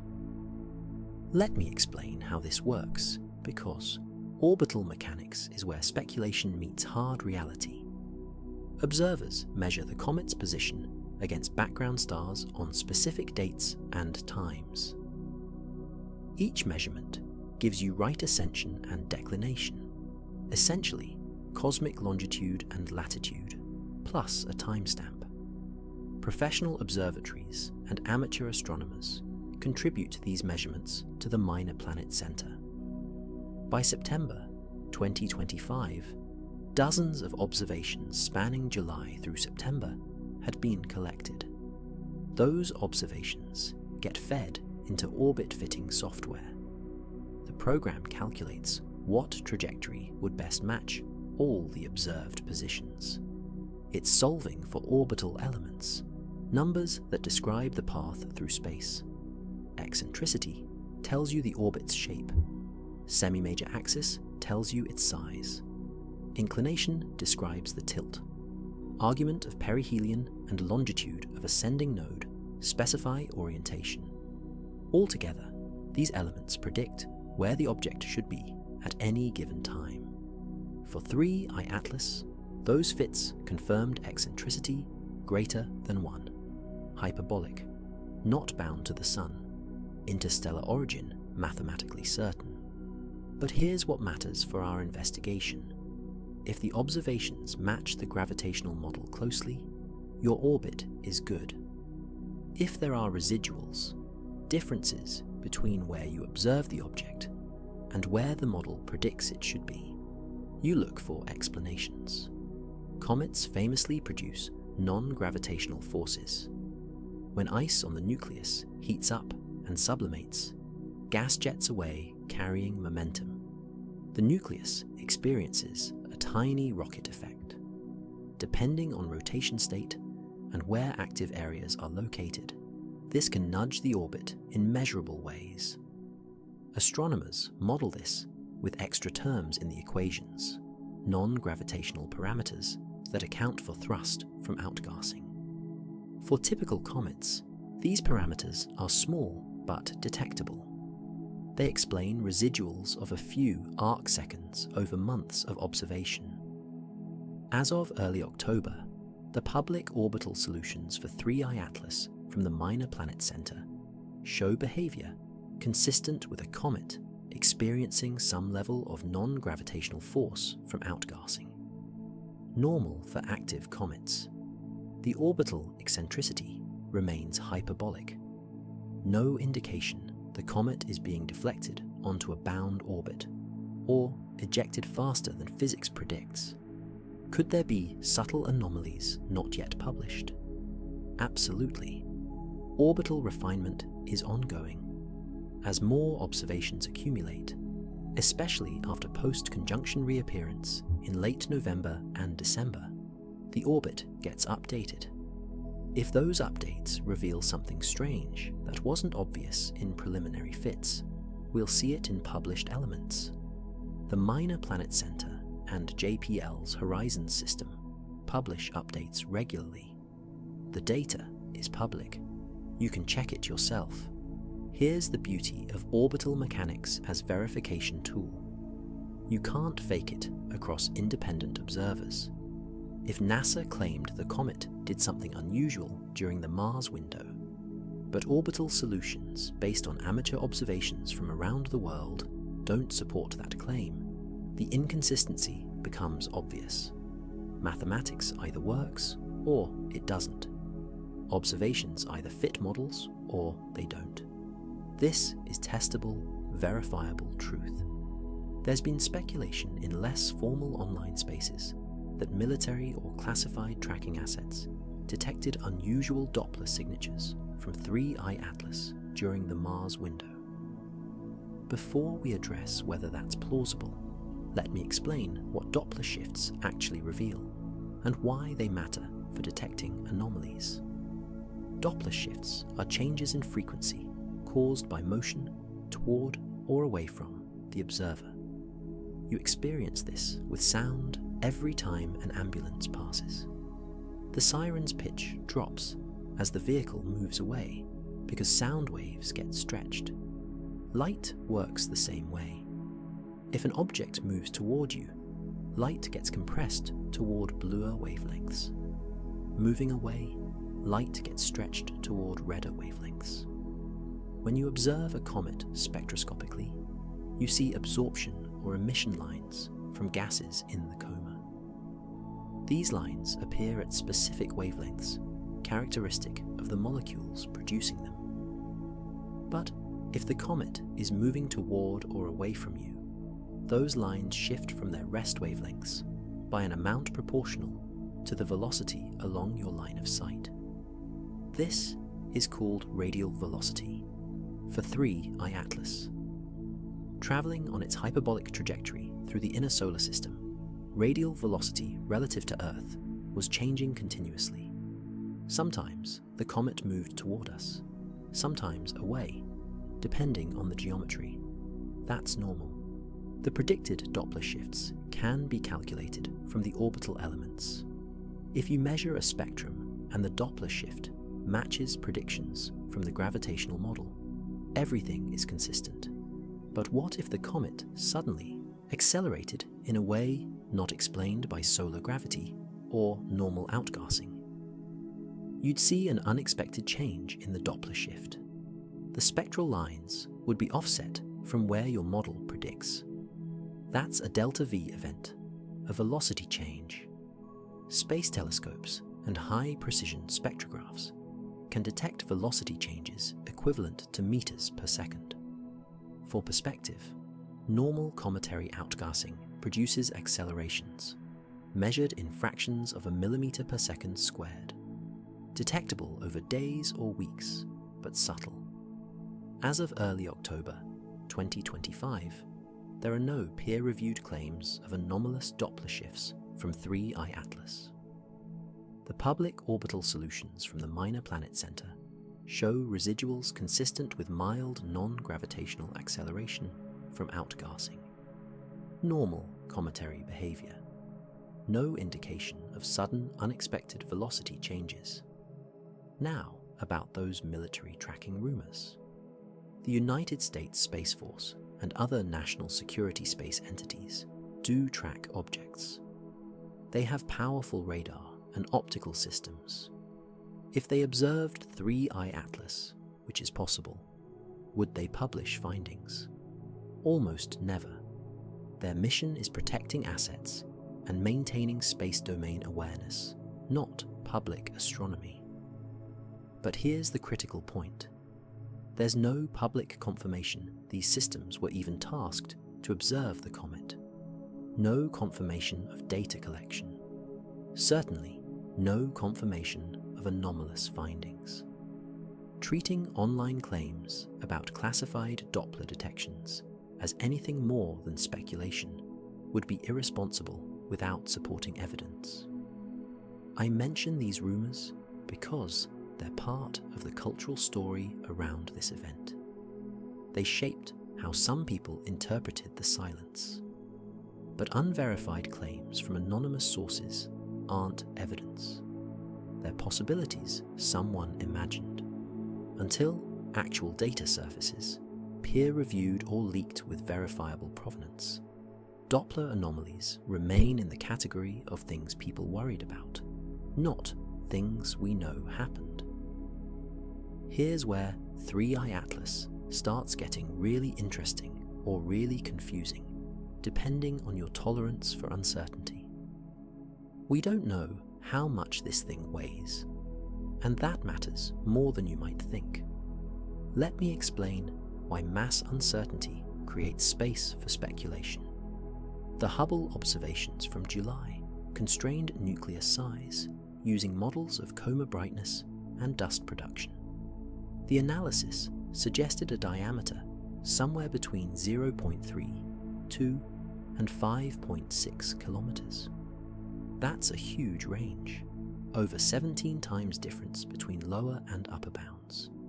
In terms of volume, which scales with the cube of diameter, you're talking about a factor of nearly 5,000. Small end, the nucleus has volume measured in cubic kilometers. Large end, tens of cubic kilometers. Why does this create a mass problem?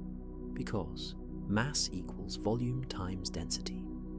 If you don't know volume precisely, and you don't know density at all, your mass estimate has enormous error bars. A typical comet, nucleus with density like ice and rock, somewhere between 500 and 1,000 kilograms per cubic meter, would give you mass in the range of billions of tons for a few kilometer diameter object. But some analyses published in less formal venues or discussed in media interviews have suggested mass estimates for 3I Atlas in the tens of billions of tons. For context, that's much heavier than expected for a typical comet of the estimated size. To get tens of billions of tons from a nucleus on the small end of the size estimate, you'd need very high density. And high density means metal. There have also been reports of nickel emission lines in the coma. Before this sounds exotic, let me be clear. Detecting metals in cometary comae isn't unusual. Astronomers have found iron, nickel, magnesium, and sodium in gas surrounding many comet nuclei. This happens because comets contain dust grains with silicates and metal-bearing minerals. When the nucleus heats up and gas flows off, it carries tiny particles. Those particles get hit by sunlight, heat up, and can release metal atoms. The Very Large Telescope and other observatories have detected nickel in solar system comets that were studied intensively. So finding nickel in 3I Atlas wouldn't by itself prove anything exotic.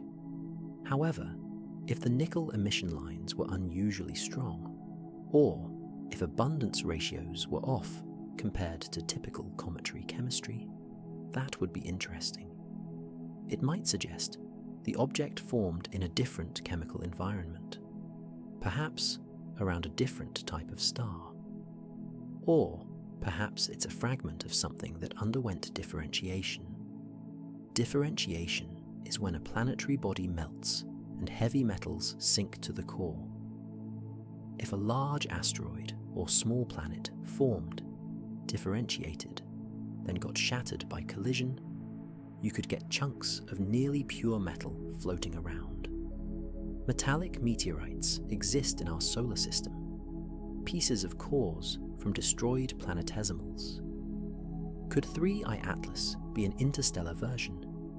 It's not impossible, but it's highly speculative without detailed spectroscopy confirming unusual composition.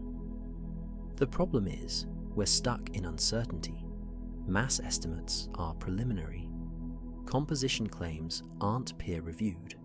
We need better data to know whether this is a normal comet or something genuinely different. If 3I Atlas genuinely turns out to be metal-rich, which remains unproven, what origins would make sense? Let's think through the possibilities, because understanding how such an object could form naturally helps us calibrate how exotic we should consider it.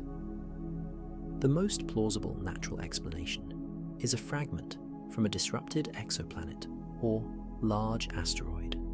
Here's how that works. When planetary systems form around young stars, countless rocky bodies collide and merge. Some grow large enough that internal heat from radioactive decay and gravitational compression melts their interiors.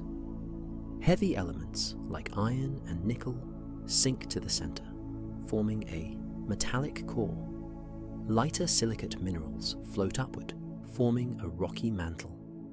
This is differentiation, the same process that gave Earth its iron core. Now imagine one of these differentiated bodies gets shattered. Maybe it collides with another large object during the chaotic late stages of planetary formation. Maybe gravitational perturbations from a giant planet eject it into an unstable orbit where tidal forces rip it apart. The fragments scatter. Core pieces made of nearly pure metal. Mantle chunks rich in silicates. Perhaps some mixed fragments containing both. If a core fragment gets ejected from its home system with enough velocity, it enters interstellar space. Millions of years later, traveling tens of kilometers per second, it enters our solar system. We detect it as an interstellar visitor. If we manage to analyze its composition, we'd find it metal-rich because it literally is a piece of another world's core. This isn't science fiction. We have metallic meteorites in our own solar system. The most famous is the Canyon Diablo meteorite that created Meteor Crater in Arizona. Analysis shows it's mostly iron and nickel, a fragment from the core of a shattered asteroid that once orbited between Mars and Jupiter. If differentiated bodies in our system can be destroyed and scattered, the same process happens around other stars. Another possibility, though less likely, involves stellar remnants. When massive stars explode as supernovae, They scatter heavy elements into space. In the extreme conditions of a supernova, elements heavier than iron get created through rapid neutron capture. Could chunks of solid metal condense from supernova ejecta and later get accelerated to interstellar velocities?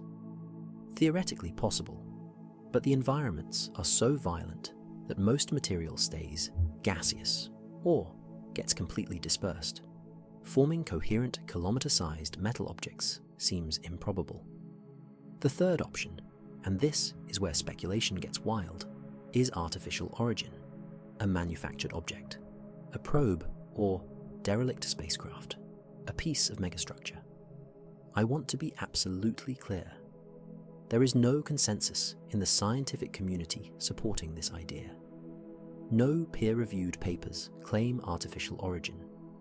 The speculation exists primarily because Oumuamua raised these questions, and 3I Atlas is the next high-profile interstellar visitor. The detection of nickel or a high mass estimate does not equal proof of technology. Dense, metal-rich objects exist naturally through the differentiation process I described. You'd need multiple independent lines of evidence pointing unambiguously toward artificiality before that hypothesis becomes scientifically serious. Right now, we don't have that evidence. We have uncertainty, which isn't the same thing. Let me talk about what happens psychologically when you combine a big unknown with a quiet weak. Human beings are pattern recognition machines. We evolved to detect threats and opportunities in incomplete information. That's a survival advantage when you're trying to figure out if rustling grass means wind or predator. But it can lead us astray when we're trying to interpret cosmic events. The shutdown created an information vacuum. NASA's normal communication channels went silent. No press releases, no image updates, no mission status reports. Into that vacuum, speculation rushed like air filling empty space. This is predictable human behavior. When official sources don't provide explanations, we generate our own. The brain doesn't like unresolved mysteries. It prefers even a wrong answer to no answer at all. The extraordinary nature of 3I Atlas amplified everything. This isn't a routine Mars orbiter image or a standard comet observation. It's the third confirmed interstellar visitor in human history, passing through our solar system during a rare government shutdown. The stakes feel higher. The subject matter touches on fundamental questions. Are we alone? What else is out there, traveling between stars? Could this be something more than a rock? Those questions have emotional weight. They connect to hopes and fears that go deeper than rational analysis. People want interstellar visitors to be special. They want the universe to be more interesting than random chunks of ice and rock drifting through the void. So, when uncertainty exists about mass and composition, which genuinely does exist in the scientific data, minds jump to dramatic interpretations. Metal-rich becomes artificial. Uncertainty becomes evidence of something being hidden. This is the psychology of conspiracy thinking. But I don't mean that dismissively. The pattern makes sense. Official silence during an extraordinary event genuinely does create conditions where alternative explanations flourish. The shutdown provided perfect circumstances. The mechanisms already exist in law to keep things quiet. The timing was remarkable. The subject matter was inherently fascinating. All the ingredients were there. Add to this the precedent of Oumuamua. That object sparks legitimate scientific debate about possible artificial origin. Harvard astronomer Avi Loeb, a respected scientist, publicly argued we should take the possibility seriously. He didn't claim proof, but insisted the hypothesis deserved investigation. That opened a door in public consciousness. If one interstellar object could potentially be artificial, why not the next one? The metal hypothesis and the uncertainty about mass provided raw material for more elaborate theories. Once those ideas entered online discussions, they gained apparent credibility through repetition. Someone posts speculation, someone else shares it. A YouTube channel makes a video. Viewers who don't trace back to the original unverified source now believe something concrete happened.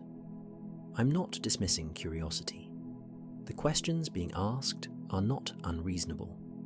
The problem is, we don't yet have answers.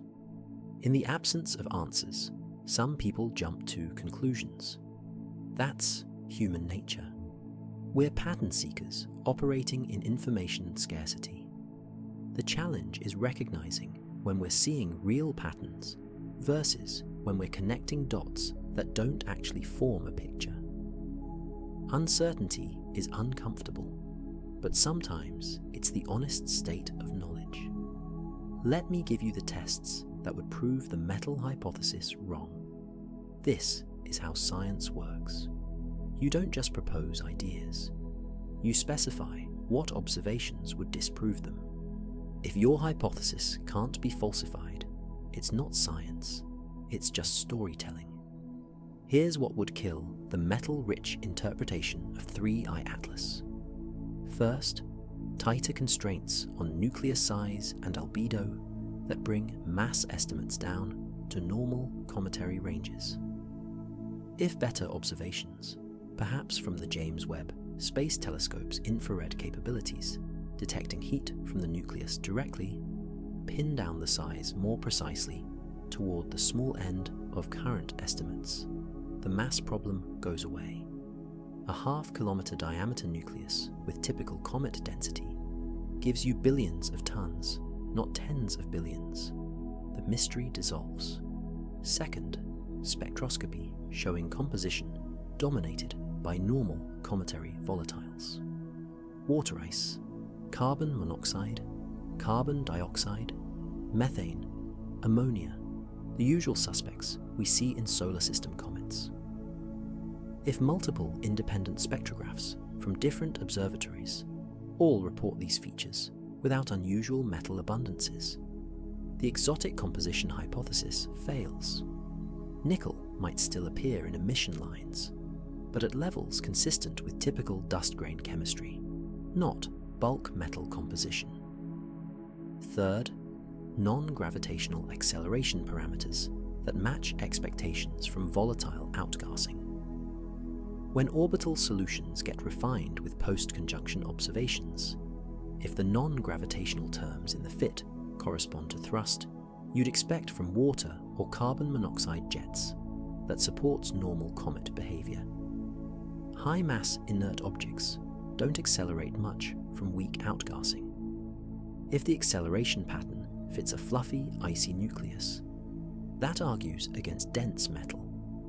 Fourth, light curve variation, consistent with irregular, low-density body rotation. If brightness changes over hours, show the kind of variation you'd expect from a lumpy, potato-shaped object tumbling that points away from a compact, spherical metal core.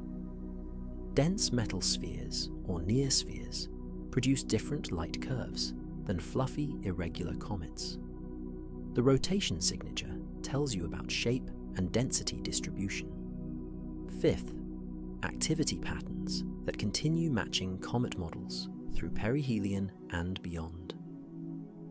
If brightness evolution through late October and into the post-conjunction period follows predictions for a comet warming as it approaches the sun and cooling as it recedes, that's normal behavior. Metal objects don't sublime and produce coma. Active outgassing requires volatiles, ices that turn to gas when heated. Any one of these observations would weaken the metal hypothesis. All five together would effectively kill it. That's the standard we should demand. Not one ambiguous measurement interpreted favorably, but multiple independent lines of evidence, all pointing the same direction. The beautiful thing about falsification criteria is they're testable. We don't have to speculate forever. Post-perihelion observations in late November and December will provide most of these tests. Better spectroscopy is possible. Refined orbital fits will happen as more data accumulates. Light curves will be measured by multiple observers. Activity evolution will be tracked. If the data consistently supports normal comet interpretation across all these tests, the metal mystery was just uncertainty misinterpreted as anomaly. If the tests fail, if observations don't fit normal comet models, then we have a genuine puzzle worth deeper investigation. That's how you distinguish real mysteries from imagined ones. Let me show you how information gets controlled without conspiracy, without shadowy figures in dark rooms making sinister decisions. Bureaucracy itself becomes the weapon, and the beautiful thing from a suppression standpoint is that it's all perfectly legal and documented. Start with furlough procedures. During a government shutdown, agencies categorize every employee as either accepted or non-accepted. Accepted employees work because their activities protect life and property. Everyone else gets sent home. This isn't management discretion. It's mandated by the Anti-Deficiency Act. Violating it is a federal crime. Now think about who gets furloughed. Web developers who maintain mission websites, non-accepted. Public affairs specialists who write press releases, non-accepted. Social media managers who post updates, non-accepted. Database administrators who upload science data to public archives, non-accepted. Science communicators who explain discoveries to journalists, non-accepted. The entire machinery of public information flow gets shut off by law. Meanwhile, flight controllers who monitor spacecraft health stay on duty. Engineers who can respond to technical emergencies stay working. A skeleton crew of mission-critical personnel remains. They can see data as it comes down. They can analyze it if necessary for spacecraft safety. But they can't communicate about it publicly because the people who would normally facilitate that communication aren't there. This creates a perfect filter. Information continues flowing internally. Decisions get made based on that information. But external communication stops. Not because someone ordered silence, but because the legal framework prohibits non-accepted employees from working. You don't need a cover-up. You just need to let procedure take its course. The continuity plan makes this explicit. Page 7 of NASA's publicly available 2024 version states plainly that citizens won't have access to nasa.gov or social media during funding lapses. The agency is telling you in advance they're going to go dark. When they do, it's policy compliance, not evidence of wrongdoing. But here's where it gets interesting. If you were someone who wanted certain information to remain quiet, a shutdown is incredibly convenient. You don't have to order suppression. You don't have to threaten whistleblowers. You don't have to confiscate data. You simply don't authorize anyone to release it. The furloughed employees legally cannot work. The accepted employees have no authority or mechanism to publish science results. The information stays internal automatically. Plausible deniability is built into the system. If questioned later, the answer is simple and true.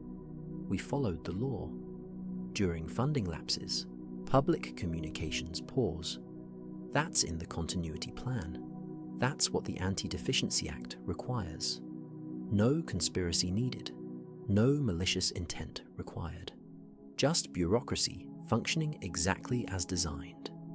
This is why the shutdown timing creates such powerful suspicion. The mechanisms already exist to produce silence. They're legal, documented, and predictable. Whether that silence concealed something unusual or just delayed normal operations is nearly impossible to determine from outside. The effect looks identical either way. That ambiguity, that inability to distinguish procedure from suppression without access to internal decision-making, is what gives this story its staying power. You can't prove silence was weaponized, but you also can't prove it wasn't. The bureaucracy provides perfect cover either way. Now, let's talk about the civil-military interface, because this is where things get murkier and harder to verify. The Department of Defense, National Reconnaissance Office, and United States Space Force maintain constant space domain awareness. They track everything in orbit and many things beyond. These aren't NASA assets. They're defense and intelligence systems with capabilities that arguably exceed anything civilian science operates. The NRO builds and operates reconnaissance satellites. The logic is straightforward. If you can build a Hubble-class telescope, you can build a spy satellite with similar optics pointed down instead of up. In fact, NRO donated 2 Hubble-class telescopes to NASA in 2012, hardware they had sitting in storage. If they're donating extras, imagine what they're actively using.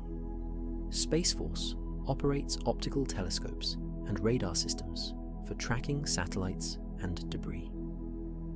The Space Surveillance Network includes ground-based sensors powerful enough to track objects in deep space under certain conditions. Could these assets observe 3I Atlas if tasked to do so? Possibly. Would they publish their findings? Almost never. Here's the key point. Defense and intelligence space tracking serves completely different missions than civilian astronomy. Their job is protecting national assets, monitoring potential threats, and maintaining situational awareness. Publishing observations of comets doesn't advance those missions. Even if they collected data on 3I Atlas, there's no institutional reason to share it publicly, and many reasons not to. Sharing reveals capabilities. If you publish what your sensors detected, you're telling adversaries what your systems can see. That helps them understand what they need to hide. Classification isn't about the comet being secret. It's about sensor capabilities being secret. The framework for interagency cooperation exists. NASA and Department of Defense share space situational awareness data regularly. Orbital elements for satellites get exchanged. If a collision risk appears, information flows between agencies. This cooperation is routine and mostly invisible to the public. Could it continue during a NASA shutdown? Absolutely. The military side doesn't shut down. Their funding continues under separate appropriations. If defense sensors observed 3I Atlas and flagged something noteworthy, that information could flow to accepted NASA personnel without ever entering the public communication pipeline that's been shut off. This creates data asymmetry. Information might exist in classified channels that never becomes public.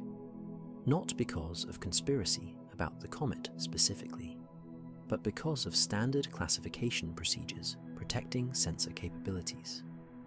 Different organizations, different mandates, different rules about what gets shared. The public sees only what civilian agencies choose to release.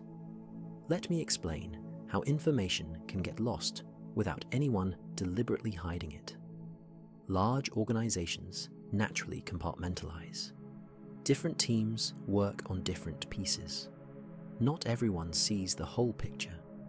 In intelligence work, this is deliberate security practice. In civilian science, it's more accidental, just a consequence of specialization. The people operating Mars orbiters aren't the same people calculating orbital dynamics. Those aren't the same people doing spectroscopic analysis. Each group has expertise in their specific domain. They communicate through formal channels, meetings, and reports, and shared databases. But information flow between groups can be slow, even under normal circumstances. Now, at a shutdown, science teams get furloughed, communication channels get disrupted. The formal meetings where different groups share findings don't happen because half the participants aren't allowed to work. You could have a situation where flight controllers see something interesting in raw data, but the scientists who could interpret it are at home by law. Even if an accepted operations person notices an anomaly, what do? Their job is spacecraft safety, not science analysis. They might not even recognize what they're looking at. A brightness spike could be significant, or it could be instrumental noise. Without the domain experts available to consult, that observation might just get noted in a log and forgotten. During normal operations, information propagates through organizational structure. Someone sees interesting data, mentions it to colleagues, word spreads, expertise gets applied. During a shutdown with people furloughed, that propagation stops. Compartments become isolated. Data sits in one silo, while the people who could make sense of it sit in another silo, at home, legally prohibited from working. This is organizational friction, not conspiracy.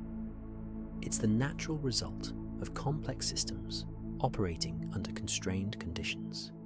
But from outside, you can't tell the difference.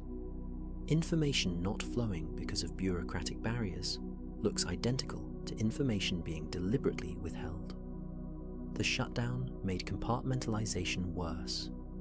Normally, porous boundaries between groups became walls. Questions that would take an hour to resolve through a quick meeting or email exchange couldn't be answered because the people involved weren't working. Data that would normally be integrated across multiple analyses sat fragmented. When funding returns and people come back, they have to reconstruct what happened during the gap, piece together observations from logs, figure out what data exists and where, integrate findings that should have been shared in real time but weren't because the mechanism was offline.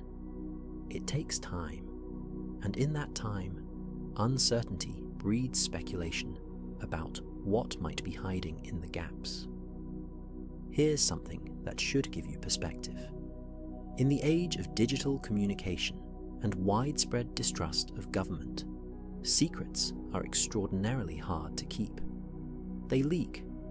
We've seen this pattern repeatedly with classified programs, Pentagon UFO documents, intelligence failures. Someone always talks.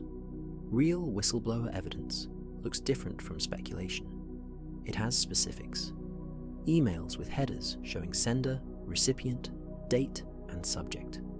Memos on official letterhead with document control numbers. Operational logs with timestamps and entries.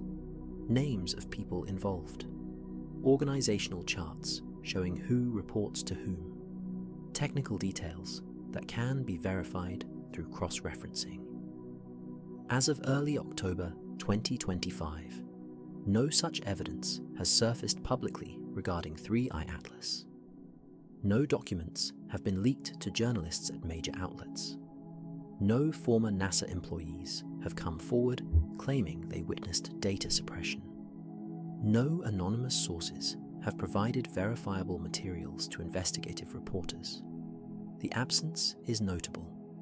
Consider how many people would need to be involved if there were actual suppression happening.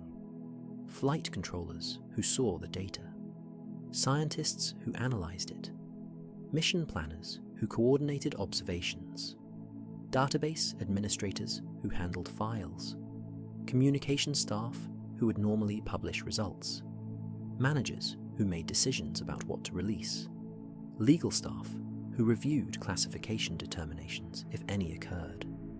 That's dozens of people, minimum, probably more. All of them would need to stay silent. None could have moral qualms serious enough to leak. None could be careless with their communications. None could leave a digital trail that investigative journalists could follow. In an era when people screenshot everything and encrypted communication tools are widely available, maintaining that kind of operational security is incredibly difficult.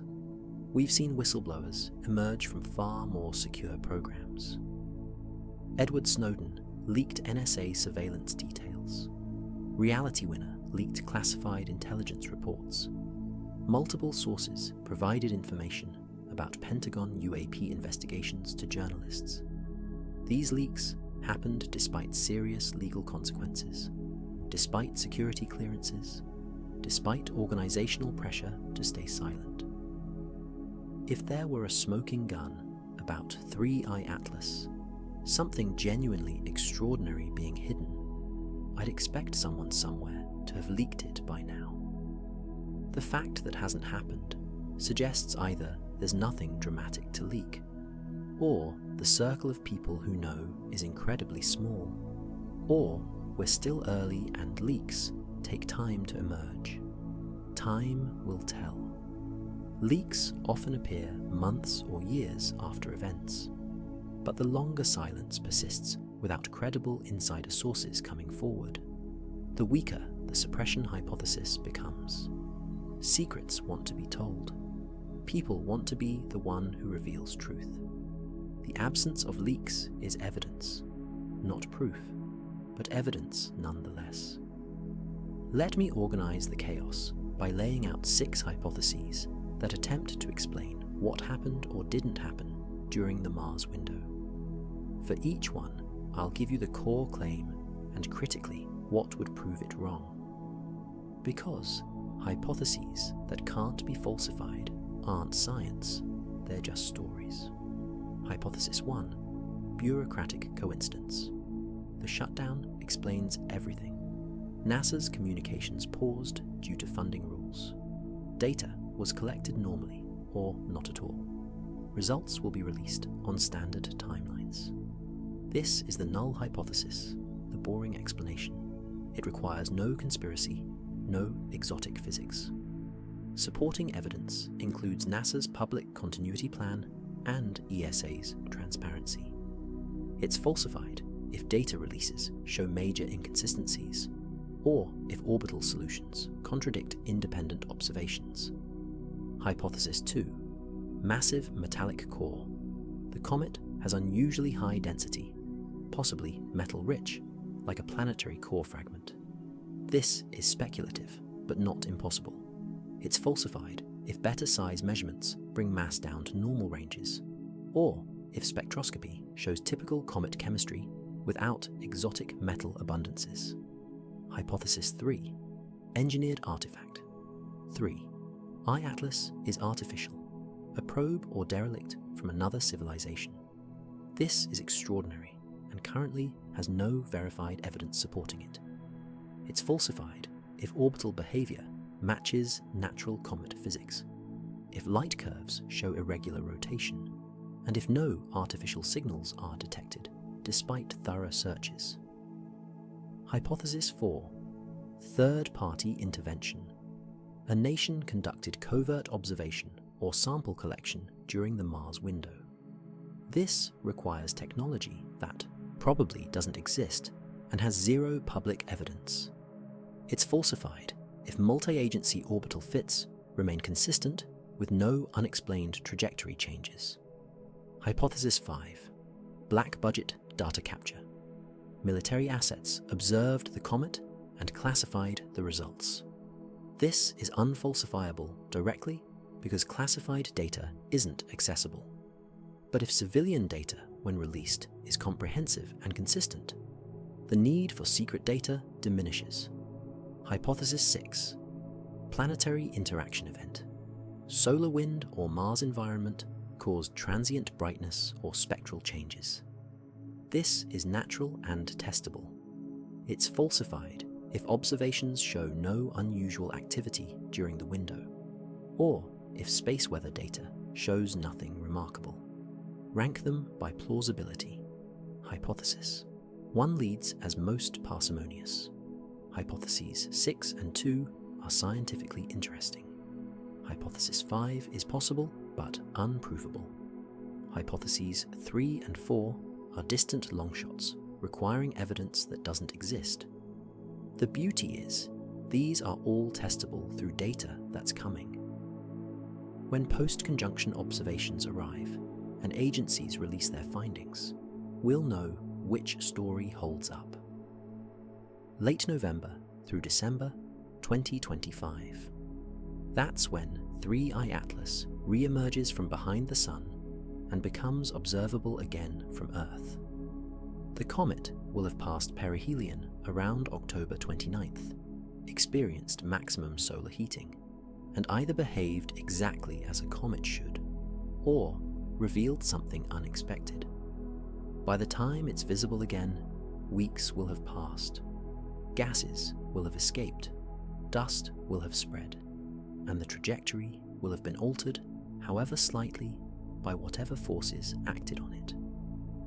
What we observe in December will be the cosmic receipt for everything that happened during October.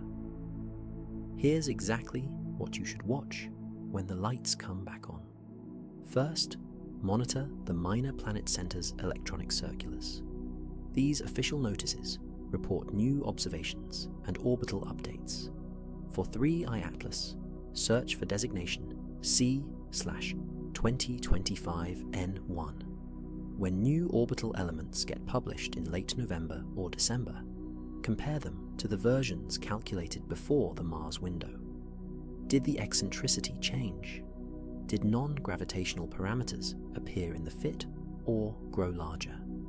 Did residuals increase, suggesting the orbit doesn't fit observations as well? Those changes tell a story about what happened during the weeks we couldn't observe clearly. Second, watch the European Space Agency's Mars mission pages. ESA announced their observation campaign publicly. When they release data from Mars Express and ExoMars Trace Gas Orbiter, examine it carefully. Check timestamps against the planned October 1st through 7th window. Look at brightness measurements and compare them to predictions. Check spectroscopic results if they're released. Does everything match what we expected from a normal comet, or are there surprises? Third, follow NASA's post-shutdown data releases. When the government shutdown ends and funding resumes, NASA will start clearing backlogs. Look for any mention of Mars Reconnaissance Orbiter or Malvern observations of 3I Atlas. If data appears, download it immediately. Archive it with timestamps. Check metadata for consistency. Compare with ESA observations from overlapping time periods. If NASA data shows the comet in states inconsistent with what ESA reported, that's a major red flag demanding explanation. Fourth, watch for scientific papers. Researchers who observed 3I Atlas will eventually publish results. Search preprint servers like arXiv for papers about the comet. Read them critically. Check author lists and institutional affiliations. Look at acknowledgements to see who funded the work. Examine methods and verify claims can be cross-checked against independent observations. Peer review will catch most errors and questionable interpretations. Trust the process, but verify the data. Fifth, follow amateur astronomy networks. When 3I Atlas emerges from solar conjunction, independent observers worldwide will resume tracking. Forums like Cloudy Nights, Twitter accounts run by comet observers, and Minor Planet Center observation logs will fill with new measurements. These provide independent verification. If the comet's brightness and position match predictions from pre-October data, that's strong evidence nothing weird happened. If amateur observers report anomalies, pay attention. Here's what I'm committing to, and what I'm asking you to commit to. When data comes out, we revisit this entire investigation. We check every claim made during the dead zone against actual observations. We compare what was promised to what was delivered. We note discrepancies and confirmations. We adjust our understanding based on evidence, not speculation. If everything checks out, if ESA and NASA data align, if orbital solutions make sense, if spectroscopy shows normal comet chemistry, then the mystery was mostly in our heads, a product of bad timing and poor communication during an extraordinary event. If things don't check out, if there are gaps or contradictions, or data that defies explanation, then we escalate. We ask harder questions and demand better answers. You don't need a PhD for this. You need patience, a browser, and the ability to compare timestamps and check whether published numbers match predictions. The tools of verification are public. The data will be accessible. Use them. If 3I Atlas were truly something extraordinary, it wouldn't hide in a single data set. It would leave trails across telescopes, wavelengths, and months of observation. Trails that can't be explained by ice and dust. Those trails are what we're following. Not rumors, not speculation, but data. And that data is coming.